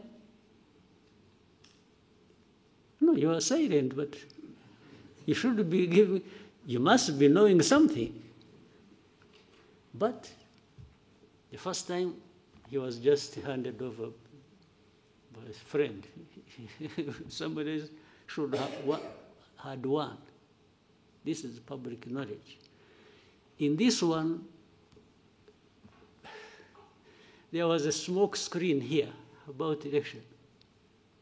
But elections did not happen. In fact, you are likely to have a third one. It's coming. There's another third time it's coming back under the same fraudulently. But when you see these people who talk about democracy, about everything, and it's like they're the first to send messages, thank you very much, congratulations, and even when they are privy to this information, they know it. Sometimes maybe they even encourage them to do it. They give them a call in the evening and say, you know, please, by the way, I have a company that is looking for cobalt. Are you aware of that? You know, company X that is, can you give them, what do they call it? Concessions. Can you give them? He says, yeah, of course I do, okay. That is a deal. A deal for cobalt, a deal for winning elections even if nothing happens, or to win even when he has lost. I mean, you must be aware of these things and how they go. So you can crucify me for my crimes, but when it comes to you, as I also said, I talk about it. So why this world we are in, it's not playing ping pong. It's just because at the same time we are talking about lives of people, right? Yeah. Thank you, Mr. President. Scovia. Mwakoze nyakubahwa Perezida wa Repubulika, nitwa Scovia Mutesi, ndi umuyobozi w'ikinyamakuru Mama wa Gasabo TV.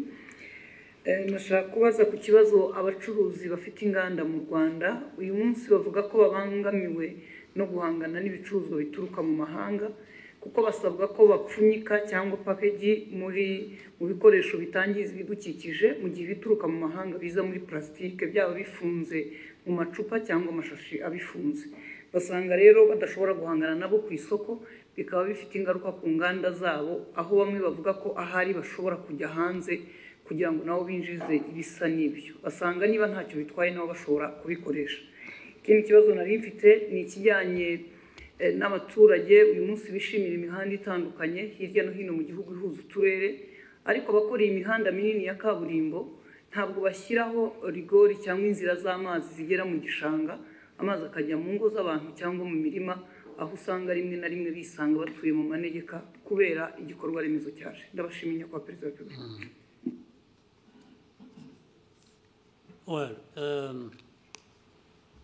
Icyambere kitari n'iki ikibazo uvuze inganda n'abacuruzi n'iki, ikibazo cya mbere dufite ahubwo nta nganda dufite. Niba twubakaga inganda nyazo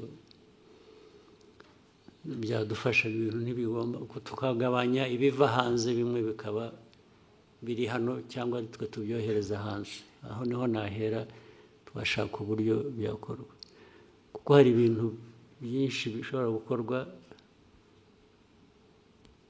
mu gihugu byanajyanwa hanze cyangwa byakoreshwa mu gihugu bidakeneye plastique.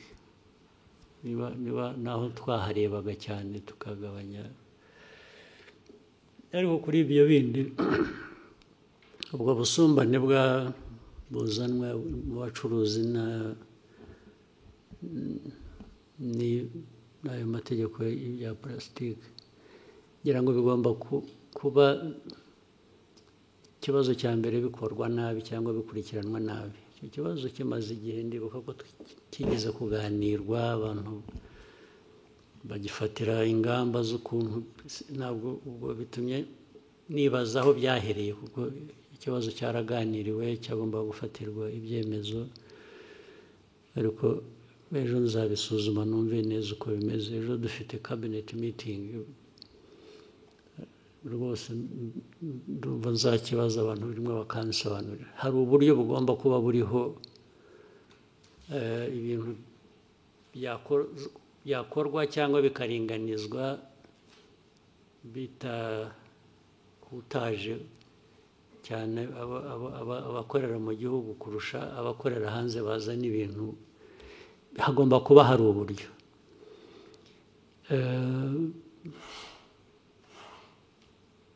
Ntibivuze ngo dukwiriye kurekura noneho, kuko nabyo uko byari bimeze twasanzemo harimo akamaro kanini, harimo inyungu nini, ibyo kuvanaho za packaging ibintu bya plastique.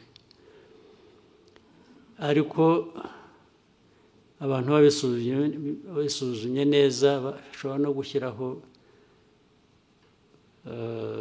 ingero zitandukanye, ibintu bimwe byakorerwaho cyangwa uburyo byakorwa bikagabanya ubwo bukana bw'abantu batakaza imari kubera ko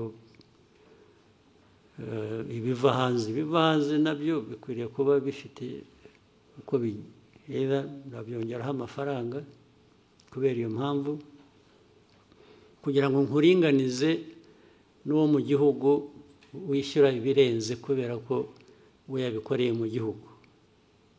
Byose ushobora kubishyiraho rwose tax, ari ukoresha hano nta bundi buryo agomba gukoresha plastique, nashyiraho tax. Ariko byagera kubivana, uzana plastique ayivana hanze nko kuba kabiri. Ibyo byose birashoboka. Hari uburyo bwinshi umuntu yagenda bisuzuma akabiringaniza, kandi udatakaje icyangombwa cyo kuvuga ngo tugomba kugabanya plastique, kuko bimaze imyaka 20 ngira ngo bya plastique bikora. Ntaho mbona byahungabanije igihugu mu mikorere cyangwa iki, nubwo bigomba kuba bifite abo byagiye bibangamira. Ibyo rero byakosorwa. Hanyuma ikindi cyari iki, iby'imihanda. cy'imihanda urumva ni nk'ibyo nabyo ni nk'ibya plastique wari uvuze imihanda ubwo impamvu abantu bakora batyo nabi bituzuye bikangiza ni ukutabikurikirana kandi nitwe bigomba kuba biturukaho kuko ari ugiye gukora umuhanda umuntu wa mbere utanga ibigomba kuzuzwa n'inde ni twebwe dushaka imihanda niba twarabitanze hariho cyangwa hatariho uburyo bwo gutwara amazi ikibazo ni icyacu niba twarabitanze nabyo uko bakora imihanda tubifite umuntu akazaza akavuga ati umuhanda mwanshinze narawukoze nararangije nimunyishyure bakamwishyura akagenda batabikoze ni twebwe ntabwo ari abakora umuhanda ngo ni ikibazo cyacu kigomba gukemuka nacyo byanze bikunze uzampa ingero gusa zimwe nakuzimpe kuko ibyo byombi nashaka ku hari inama y'abakuru ba minisitiri ejo hari urugero nyakubahwa perezida wa repubulika umuhanda Kigali Bugesera abaturage batuye munsi kandi ubona ko hari amazu afatika abantu bubatse neza ariko hari za ruhurura ziza zitangira ari umugende w'amazi bikarangira bibaye ruhurura abaturage basabwa kuhimurwa leta igatangira gutanga ingurane aho kugira ngo ibe yarayoboye amazi agera mu gishanga icyo kigomba gukosorwa byo nabyo byanze bikunze Thank you, Mr. President. Diva, RBA. Maybe I'll try to shorten my answers so that we don't spend the whole day here. murakoze nyakubahwa perezida wa repubulika nitwa Divin Uwayo nkorera RBA nifuzaga kubabaza ubushakashatsi bwa 14 bw'urwego rw'igihugu rw'imiyoborere So while I want to shorten my answers, shorten your question. So that we can have more people. Yes, Excellency. Nari nkomoje ku bushakashatsi bwa RGB bugaragaza uburyo abaturage bashima cyangwa banenga inzego z'imiyoborere zitandukanye aho bugaragaza ko bashima urwego rw'umutekano ku kigero kirenga 90% ariko byagera ku rwego rwa service runihariye igice kigera hafi kuri 50% by'umusaruro mbumbe w'igihugu ugasanga nicyo gice kinengwa cyane haba service za leta haba n'iz'abikorera kuko hamwe urwego rwa service abaturage ubwo kandi namwe murimo nawe urimo n'abandi komeza hanyuma nyakubahwa perezida wa repubulika twifuzaga kubabaza musanga habura iki ngo imitangire ya service haba mu nzego za leta n'iz'abikorera ibe myiza kurushaho dore ko ari urwego rufashe runini mu cyerekezo cy'iterambere ry'igihugu icyambere abo batanga service mbi bagomba kwiga kubwirwa kunoza service batanga icya kabiri abanyarwanda muri rusange mukwiriye kwanga guhabwa service mbi ukayishyurira ukagenda utanavuze ugomba kubyanga icya gatatu ni mwebwe kugira ngo tumenye amakuru habeho accountability nawe umunyamakuru bishyire hanze ubimenye uvuti bari bamaze kutubwira umuhanda urugero umuhanda aho ibintu byiza amazi yangiza umuhanda yangiza amazu n'icyo urwo ni urugero nawe butaha service mbi wayiguhaye ninde ahangaha ukavuta ahangaha batanga service nabi even nk'umunyamakuru ariko murabitinya ntabwo murabiceceka mukabihisha cyangwa mugashyiramo abo mufitanye amasinde gusa abandi mukabihorera hari abo mutavuga mukavuga ababoroheye cyangwa ababangamira ku bindi ariko mukwiye kubishyira hanze uko bimeze hanyuma cya kane inzego za leta zigomba kubikurikirana nazo ndetse ubwazo kuko zirimo nabwo zitabikurikiranye nabwo bafite abababaza ubwo bakwiye kubibazwa, ariko ikibazo cya serivisi mbi cyo ntigikwiriye kwihanganirwa n'uwo ari we wese. Ariko ndakubwira ntabwo hashize igihe kinini mpora nabyo, aribwo nahuye nabyo kera no mu nteko. Kera twagiye mu bintu bya what was it, national dialogue. Kera abantu bazahamagara abantu bakora bafite amaresitora bafite ibiki ngo baze bagaburira abantu bari bageze ku 1000 mu gitondo. Turakora neza akazi, ugeze ku lunch tugira break, nari nagiye kuyifatira ahandi, nagize amahirwe kutayifatira. So ngarutse mu afternoon nsanga barambwira harimo n'abayobozi harimo n'iki bose bamwe babajyanye za ambulance ziraho zitunda zijyana abantu mu bitaro. Ndabihorera, ariko ugasanga nta n'uvuga ati bazanye ibi bintu bamukurikirana ibibazo, ndetse habaho guhura kundi aho ngaho bakagarura wa wundi bakaba ariyo baha ngo atange serivisi zo kugaburira abantu.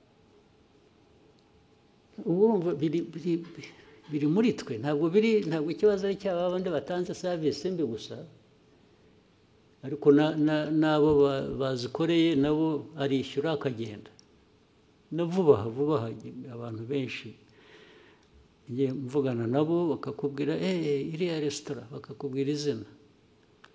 Ejo bundi twagiyeyo twese uko twari 7 none 4 twese twararwaye na 2 bari aho bari ku standby bategereje kurwara. Ugasanga ni ikiganiro gusa byahereyeho, hashira icyumweru kubera ko aho hantu hari ukuntu wenda hagezweho cyangwa bahavuga neza, ukumva ngo basubiyeyo. Ntabwo serivisi mbi yacika kandi muyishimiye. Ese wowe wahora usubira ahantu baguha serivisi mbi ukishyura, ubwo butishimye se? Ni ikibazo kinini, mujye mukishyira hanze mukiganire, mukivuge uko kimeze, mureke ku serivisi mbi kwiye kwangwa period, ikavugwa ikanengwa, abayitanga bagakurikirana kurusha gusubirayo baguhaye serivisi mbi. Next question for Sam. Thank you, Your Excellency. Short. Thank you. My name is Sam Karenze. I work for SKFM. My question is about Rwanda and the Arsenal deal through Visit Rwanda initiative. Arsenal. Oh, we won last night. Did you see it? I'm also an Arsenal diehard fan. Good. So, what is the problem? After 8 years working with Arsenal through Visit Rwanda, they recently announced that they won't be renewing the contract. Your Excellency, what's the reason behind the decision of not renewing? And if you can tell us about some news around that. 8 years is not a short period, I think you understand. Sure. I mean the news around that the decision is this one, I got your point. A result of pressure from European countries but we still have. We have Atletico Madrid, we have PSG. So these are European countries. They are based in European countries. So that can't be the issue. But the issue is when maybe sometimes while for me, and I will continue, it has nothing to do with the contract. I will continue being Arsenal fan, of course. I even go and watch in their stadium football when I have time and so on. But a partnership like that one we had been having for 8 years is a commercial partnership. A commercial partnership can be reviewed on different grounds. Either party may say, I'm not, because it has to be, it was being negotiated every year. It has to be negotiated every season. I mean, not every year. We agree, let's say we negotiate it like today. Maybe it goes 2 years or 3 years. And then you have another one, whatever period people have agreed. It could be renewal every year. It could be renewal every 2 years or 3. So the reason for renewal is to look at whether new conditions demand different things from either party. I say, no, from my experience for the last contract, we didn't get so much in this area, and we can't be paying for it so much. And the other side could say the same. Can we adjust it like that? So in fact, particularly this one, there was a negotiation that went on. There are adjustments to be made in the contract. And our people and theirs disagreed on a particular thing and said, no, we can't have this instead of this, or which you have been having, or which you were demanding to have. And reached a point where they said, okay, instead of disagreeing too much, you may find another partner who will satisfy you if you don't want to listen to our demands. This is really what happened. I know why maybe the politics you are referring to.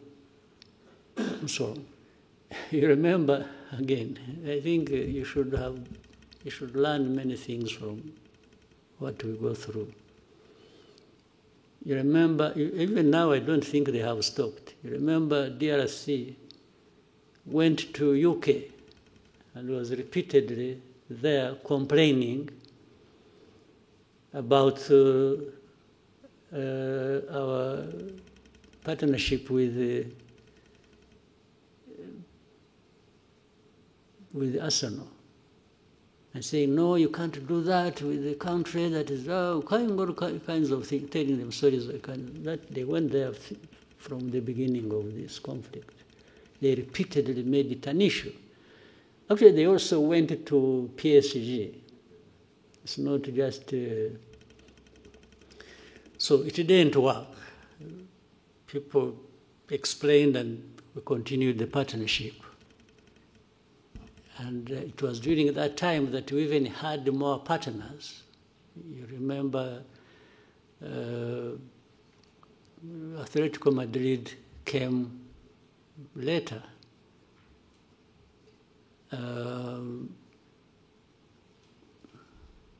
What is interesting, when it failed, when the DRC efforts failed, they started looking for clubs to have partnership with.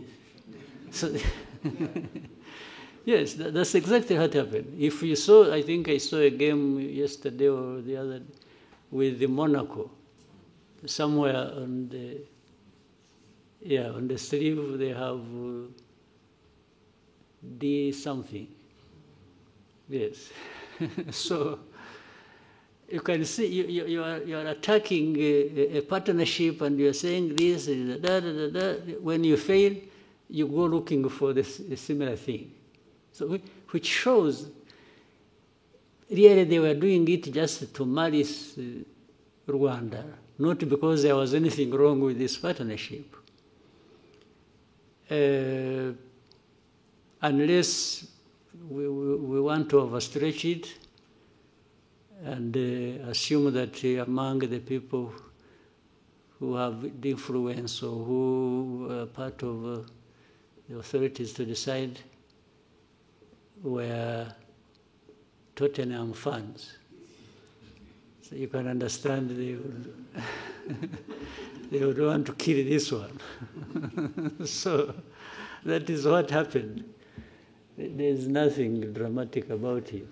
But at the same time, by the way, if this partnership doesn't work, it means we have opportunity with this money, because it is commercial, we are paying, to open up for another partnership somewhere else. You've seen how we've been even going to, as far as the United States, we are having beautiful partnerships with NFL, with NBA, and more will come. Yes. By the time we realize, we are into many other partnerships. Thank you, Mr. President. You've given us more than 2 hours. With your permission, we can take 3 more questions. Let's see here, take some bonus. Oswald. Thank you so much, Your Excellency. Murakoze cyane. Ndagira ngo mbashimire kuri uyu mwanya mumpaye. Sinzi niba mwarabonye raporo yasohotse ivuga ko mu mwaka umwe 2024-2025 abantu basabye akazi bari 1,100,000 birenga. Akazi gahabwa abantu 3,000 gusa. 3,000 kuri 1,100,000. Bitatu bigomba kuba ariko byaragiye mu kampani imwe cyangwa ebyiri. Ntabwo nibera ko birakireka. Noneho mu mpamvu zimwe zibitera, inzego za leta zimwe zishyira ku isoko imirimo zigakoresha ibizami, abantu bagatsindira akazi ntibabashyire mu myanya. Hanyuma abavuga ni mu nzego za leta. Yego, mu nzego za leta. Inzego za leta hakwiye kubamo n'abakeya kurusha abo ngabo. Hakwiye kubamo bakeya kurusha 3,000. Leta bose barajyamo bashaka iki. 1,000,000 urayishyira muri leta ijye ikora iki? Nyakubahwa Perezida wa Repubulika, ikibazo ntabwo ari uwo mubare w'abakora muri leta, ahubwo abo bavunika bakora ibizamini. Ntabwo bose babikoze n'abiyandikisha basaba akazi. Ababikoze ntekereza ko bagera muri 500. No kugira ngo baringanize. Ariko harimo imvune, hari abakoresha ibizamini wenda nko mu karere kamwe ka Nyagatare, ugasanga ikizamini kiri kubera i Musanze. Hari n'umudepite ejo bundi wavuze ati kugira ngo duce intege abo basaba akazi bakina, hajyeho amafaranga ku bashaka akazi. Ibyo byo ni mismanagement, ni imikorere itariyo.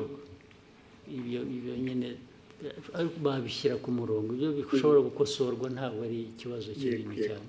Hanyuma ikindi nyakubahwa Perezida wa Repubulika, ibirebana n'insengero. Abanyirinsengero basabwe kugira ibyo bavugurura. Barabivugurura bashyiramo amafaranga. Nabyo bigiye gusaza zitarataha. Iyo bibagewe nta nsengero nafungura nimwe.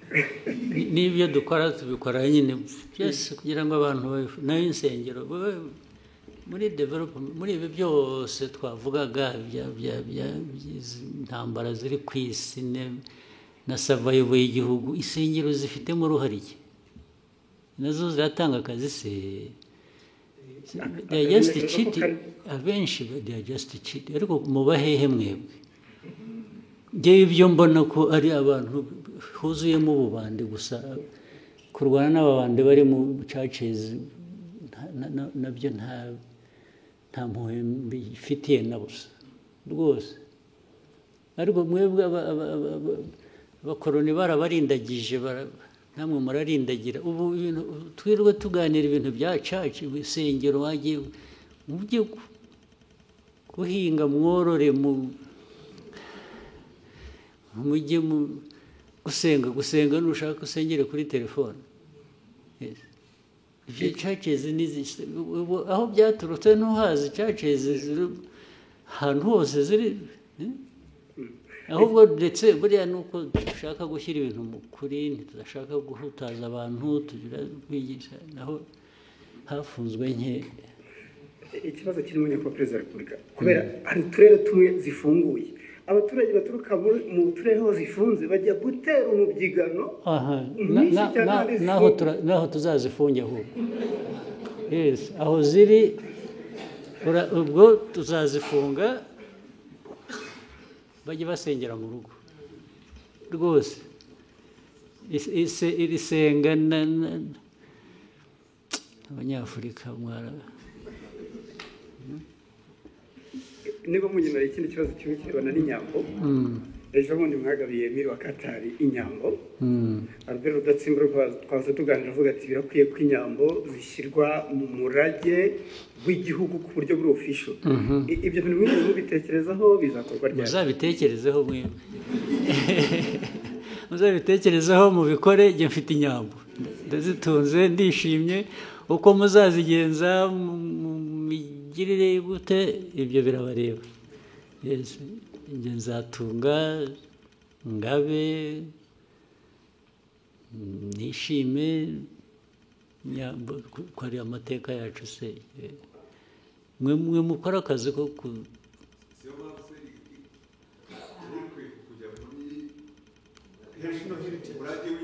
ibyo birabareba muzabishyiremo.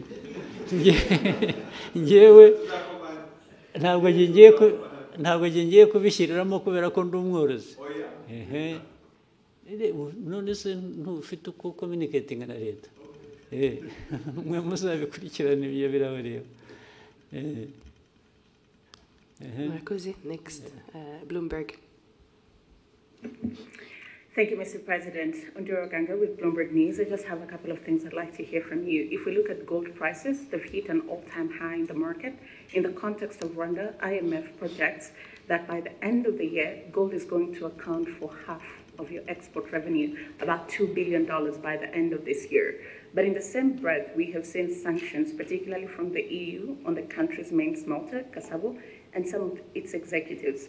So in lieu of the sanctions, what is Rwanda currently doing with its gold?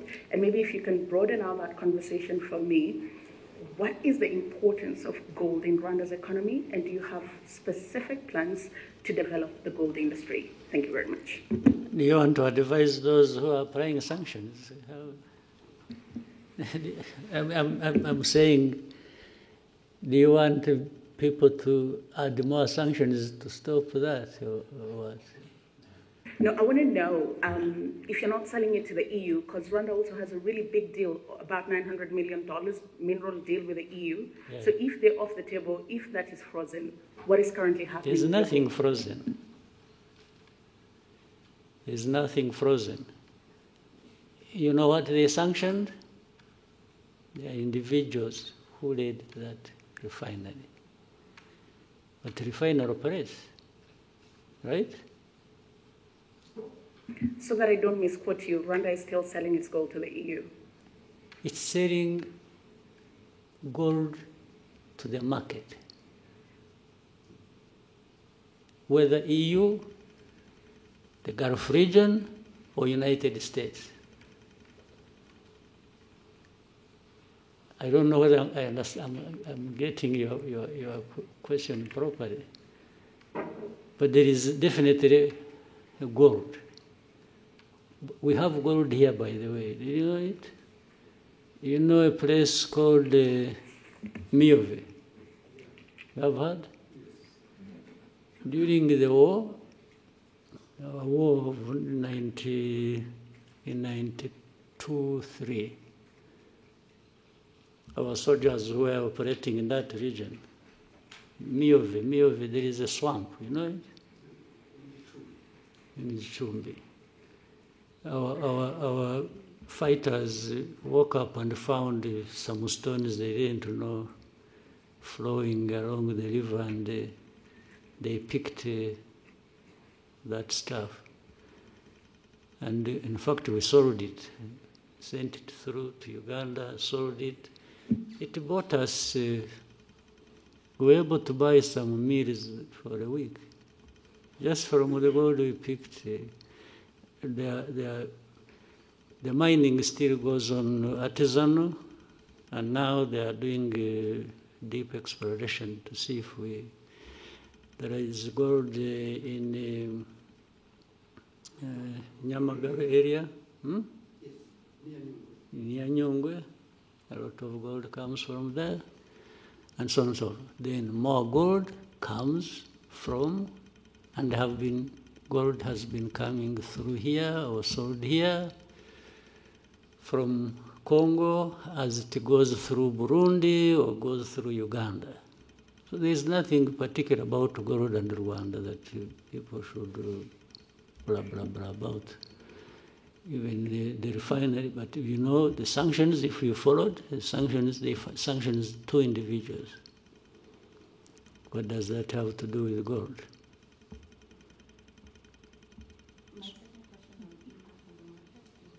Impact of Rwanda on the market, or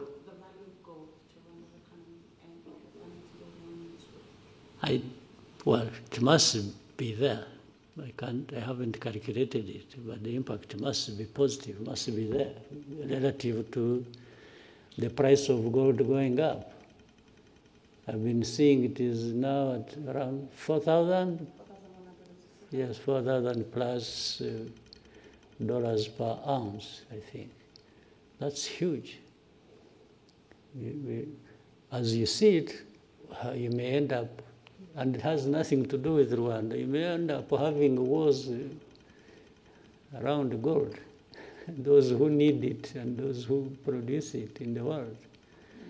And those who have more will get more involved than those of us. We are talking about young or small people. Rwanda always carries the burden of the whole world by itself. You know, there are people doing everything, even in a worse form than probably we're accused of, but they prefer to point at Rwanda for everything. Can you imagine Rwanda being a point of reference to do with this global network of gold trade? You get it clearly that it is politics, it is geopolitics, it is some nastiness that goes on every day. Otherwise, how does Rwanda really surface in all this? Thank you, Mr. President. We'll Someone else want yes, to? one last question from Jackie. Thank you very much. Your Excellency, my name is Jackie Lumbasi. I host the Real Talk on RTV. And Your Excellency, what I do on this program is try to bring out the person behind the title. There's a former Prime Minister who was once asked what was the toughest part about his job, and he said the toughest part of his job was parenting his son. And to someone else, they would think when you're a president or you're a prime minister, that should be the hardest job. Mm-hmm. I would love to hear from you as a parent. So in this case, putting aside the president, I would love to talk to PK, the father, the grandfather. If you've ever had to struggle with anything as a parent, what would that be? And then with the grandchildren growing, I wonder if you're picking them from school, or dropping them there. What have they done lately that got you smiling? Some of the images that I've seen online of you, the most beautiful images are those of you around your family. So clearly, the family means a lot to you. And so as you also talk to Rwanda's young people about preserving what we have built as a country, protecting what we have, someone could think maybe you're not talking to your children as well. They could try to put them on the side. As you watch your granddaughters grow and the many other grandchildren that will come, how would you like them to view Rwanda's transformational journey and the role that their grandfather has played? Thank you, Your Excellency. That sounds like a long story to tell. But, well, thank you to in any case, bring it up and reference that. My family, whether immediate or the generations springing from that. First and foremost, the central part of me and what I do and how I do it, but above all, I enjoy it. I enjoy family. I don't find any problems except running around with children so they don't break their legs or fingers or something, but it's all enjoyable, 100%. But in doing that, you want your own children or those from them,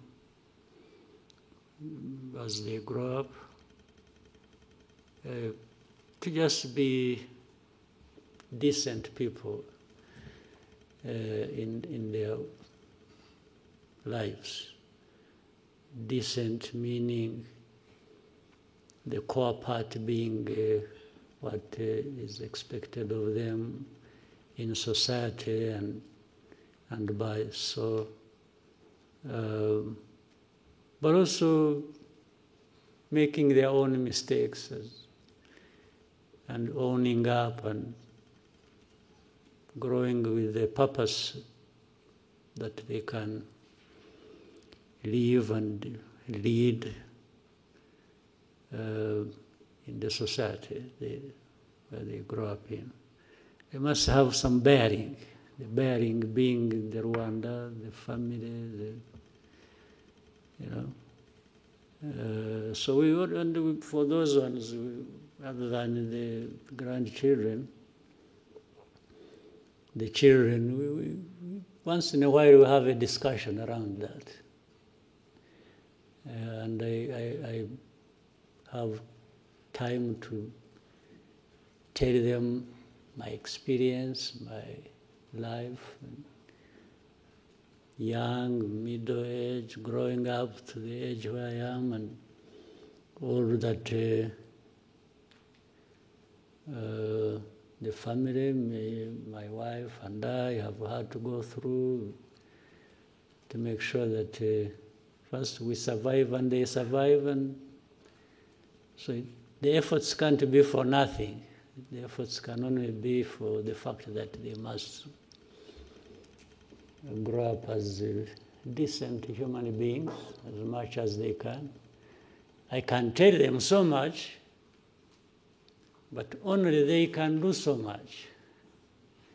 And if they can learn from that, which we always have to insist and they do, well, that's it.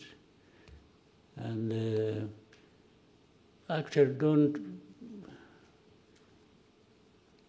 the issue of them growing up as president's son or daughter or grandchildren does not feature much. We try to remove that from the conversation as much as we can. They just have to grow up as decent human beings. If they become presidents themselves or become whatever they want to become or become nothing, that's up to them. They know how to live with it. Yeah, so, but it forms a big, big part of my life, and it feeds into the energy to do what I can do, and without a doubt.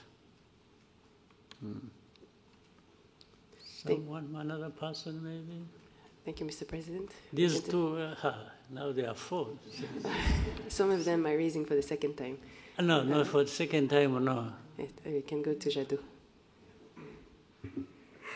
Murakoze nyakubahwa Perezida wa Repubulika. Biriya abantu mwagarutseho nyakubahwa Perezida wa Repubulika muri iyi minsi, ahubwo nyuma ya COVID biragaragara ko intambara zishingiye ku kwigwizaho imitungo zongeye kuba nyinshi. Ingaruka zimwe za hafi ni uko ibikomoka kuri peteroli birimo guhenda, ibihugu nk'icyacu bidakora ku nyanja ndetse tukaba twinjiza byinshi birenze bisohoka. Cost of living nyakubahwa Perezida wa Repubulika irimo irazamuka. Nkaba mvuga nti ko bigaragara ko ibyinjira mu gihugu birimo bihagera bihenze, ibikomoka kuri peteroli bigahenda, mu kubigura umunyarwanda ku isoko ibiciro bikaba bitoroshye, ingamba zibacyuho za leta y'u Rwanda zo mu gihe gito cyangwa se ku buryo burambye zaba ari izihe nyakubahwa Perezida wa Repubulika? usibye ibyo bibazo biriho kandi bimwe byumvikana tugomba guhora dushakira umuti, reka tubanze tunahere gusubiza amaso inyuma urebe aho tuvuye n'aho tugeze, n'ubukungu actually buhora bukura buri mwaka.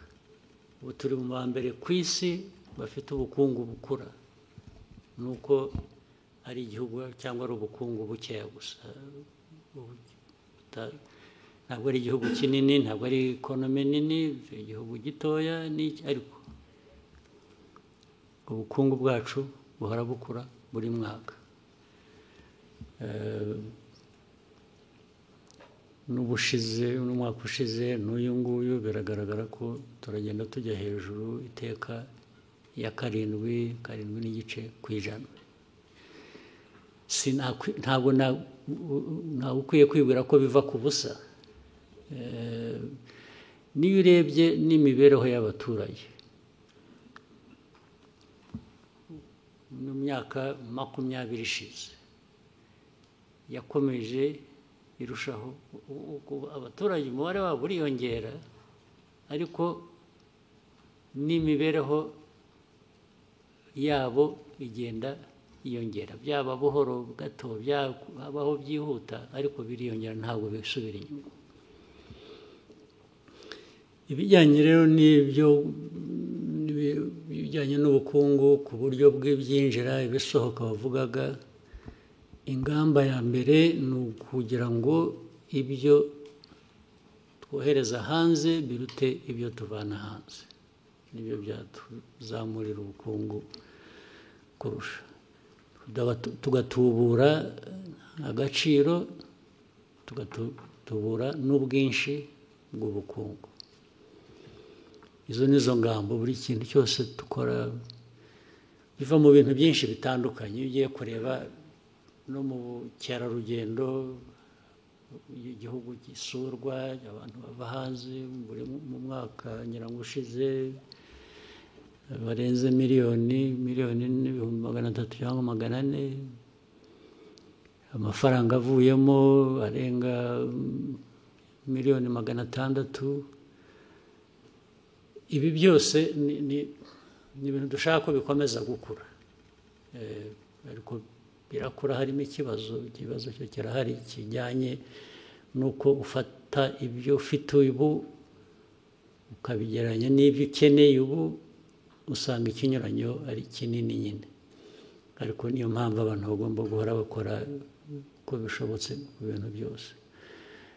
Rero guteza imbere inganda, guteza imbere ubucuruzi ndetse bw'ibiva hanze bukaza bwubaka ibyo dukora mu gihugu.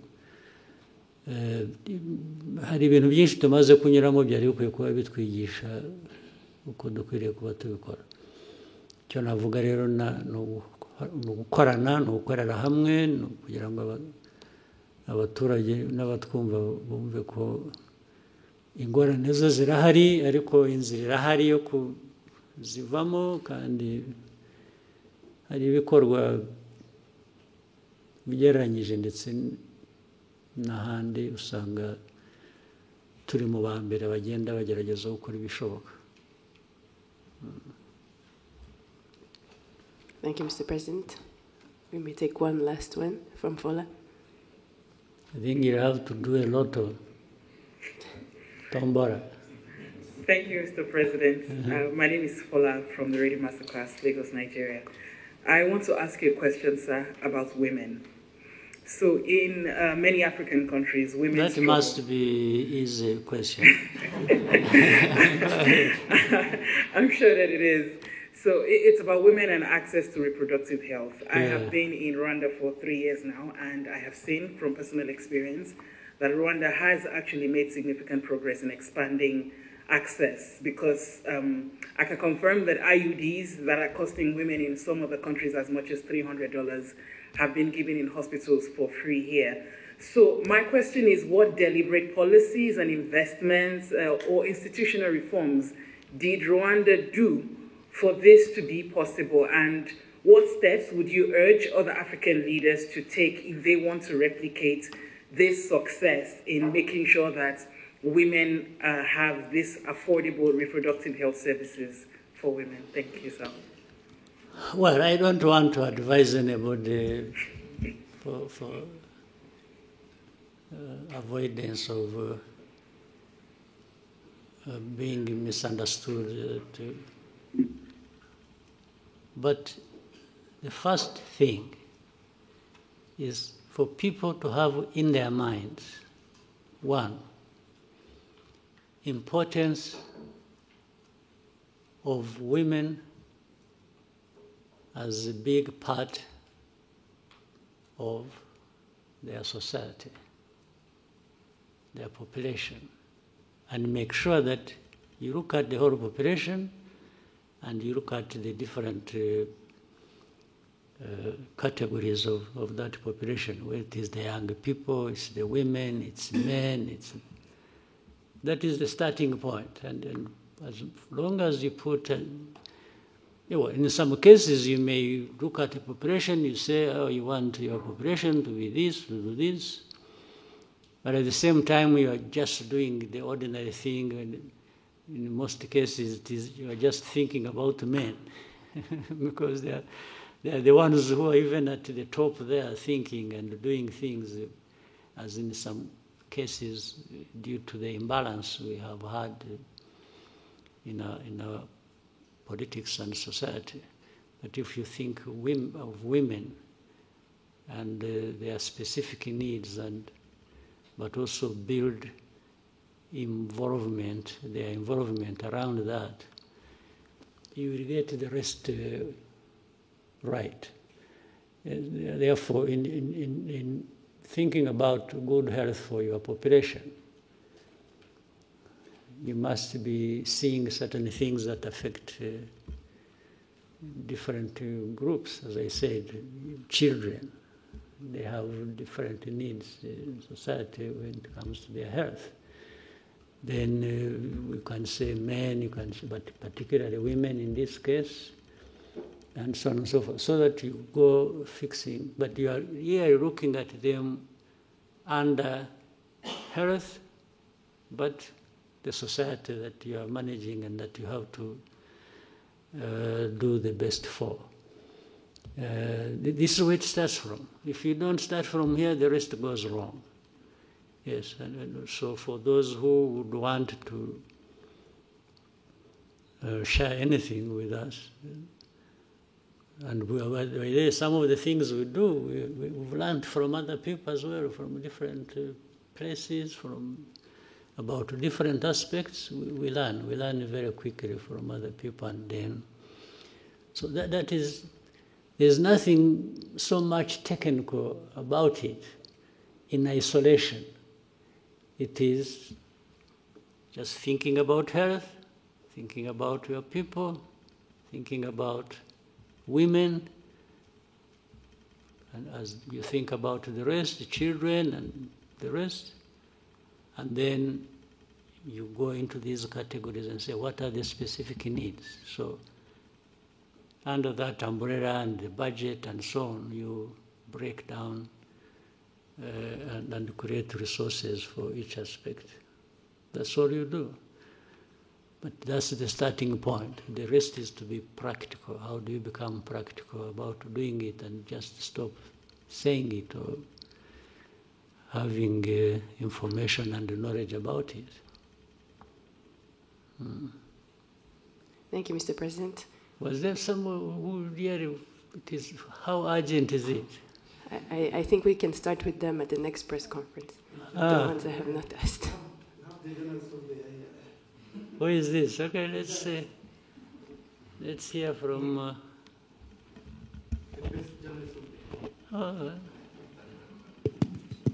Who did want to hear from that?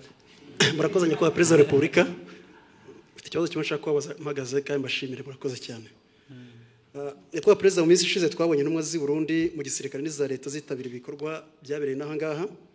Ejo bundi tubona impunzi z'abarundi zitaka ubushake zisubira i Burundi.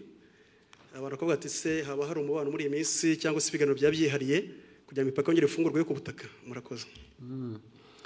Nta gufungura imipaka iracyameze nk'uko yari imeze ntacyo, ariko twebwe na mbere hose no gufunga kw'iyo mipaka nta uruhare u Rwanda rubifitemo ato. Abarundi nibo bahisemo gufunga imipaka, ndetse turababwira ngo aho bazashakira gufungura, twebwe ntabwo twigeze dufunga. Ndetse n'ubu hari abava i Burundi bakaza hano, hari abantu bava hano bakajya i Burundi, hari abagenda na Rwanda sinzi niba ikijyayo, bagenda ariko hagati aho muri uko gushakisha twabana dute birenze ibi birushijeho kuba byaba byiza, abantu baravugana twe nta na rimwe tugize dushaka guturana kugira abaturanyi tutameranye neza, ariko bijya biba biraba n'ubu birahari, ariko muzakurikirane neza ntabwo byigeze biduturukaho na rimwe. Niyo mpamvu ndetse kugenda no kugaruka rimwe na rimwe twe nta abantu iyo bashakiye baraza, bashakiye baragenda. Nabo abaye impunzi niba duha za UNHCR cyangwa abandi bakorana n'impunzi bakaza bakavugana nabo, niba hari abumva bamaze kurambirwa ubuhunzi bashaka gusubira iwabo, twe tubaha UNHCR ikabatwara. Ntabwo twagumisha hano ashaka gutaha, n'ubundi yaje hano atari uko tubazanye, ahubwo ni uko bahuye n'ibibazo iwabo bagashaka kugira ngo baze babe hano. Nta kintu gishya rero kindi. All right. Thank you, Mr. President. Thank you very much.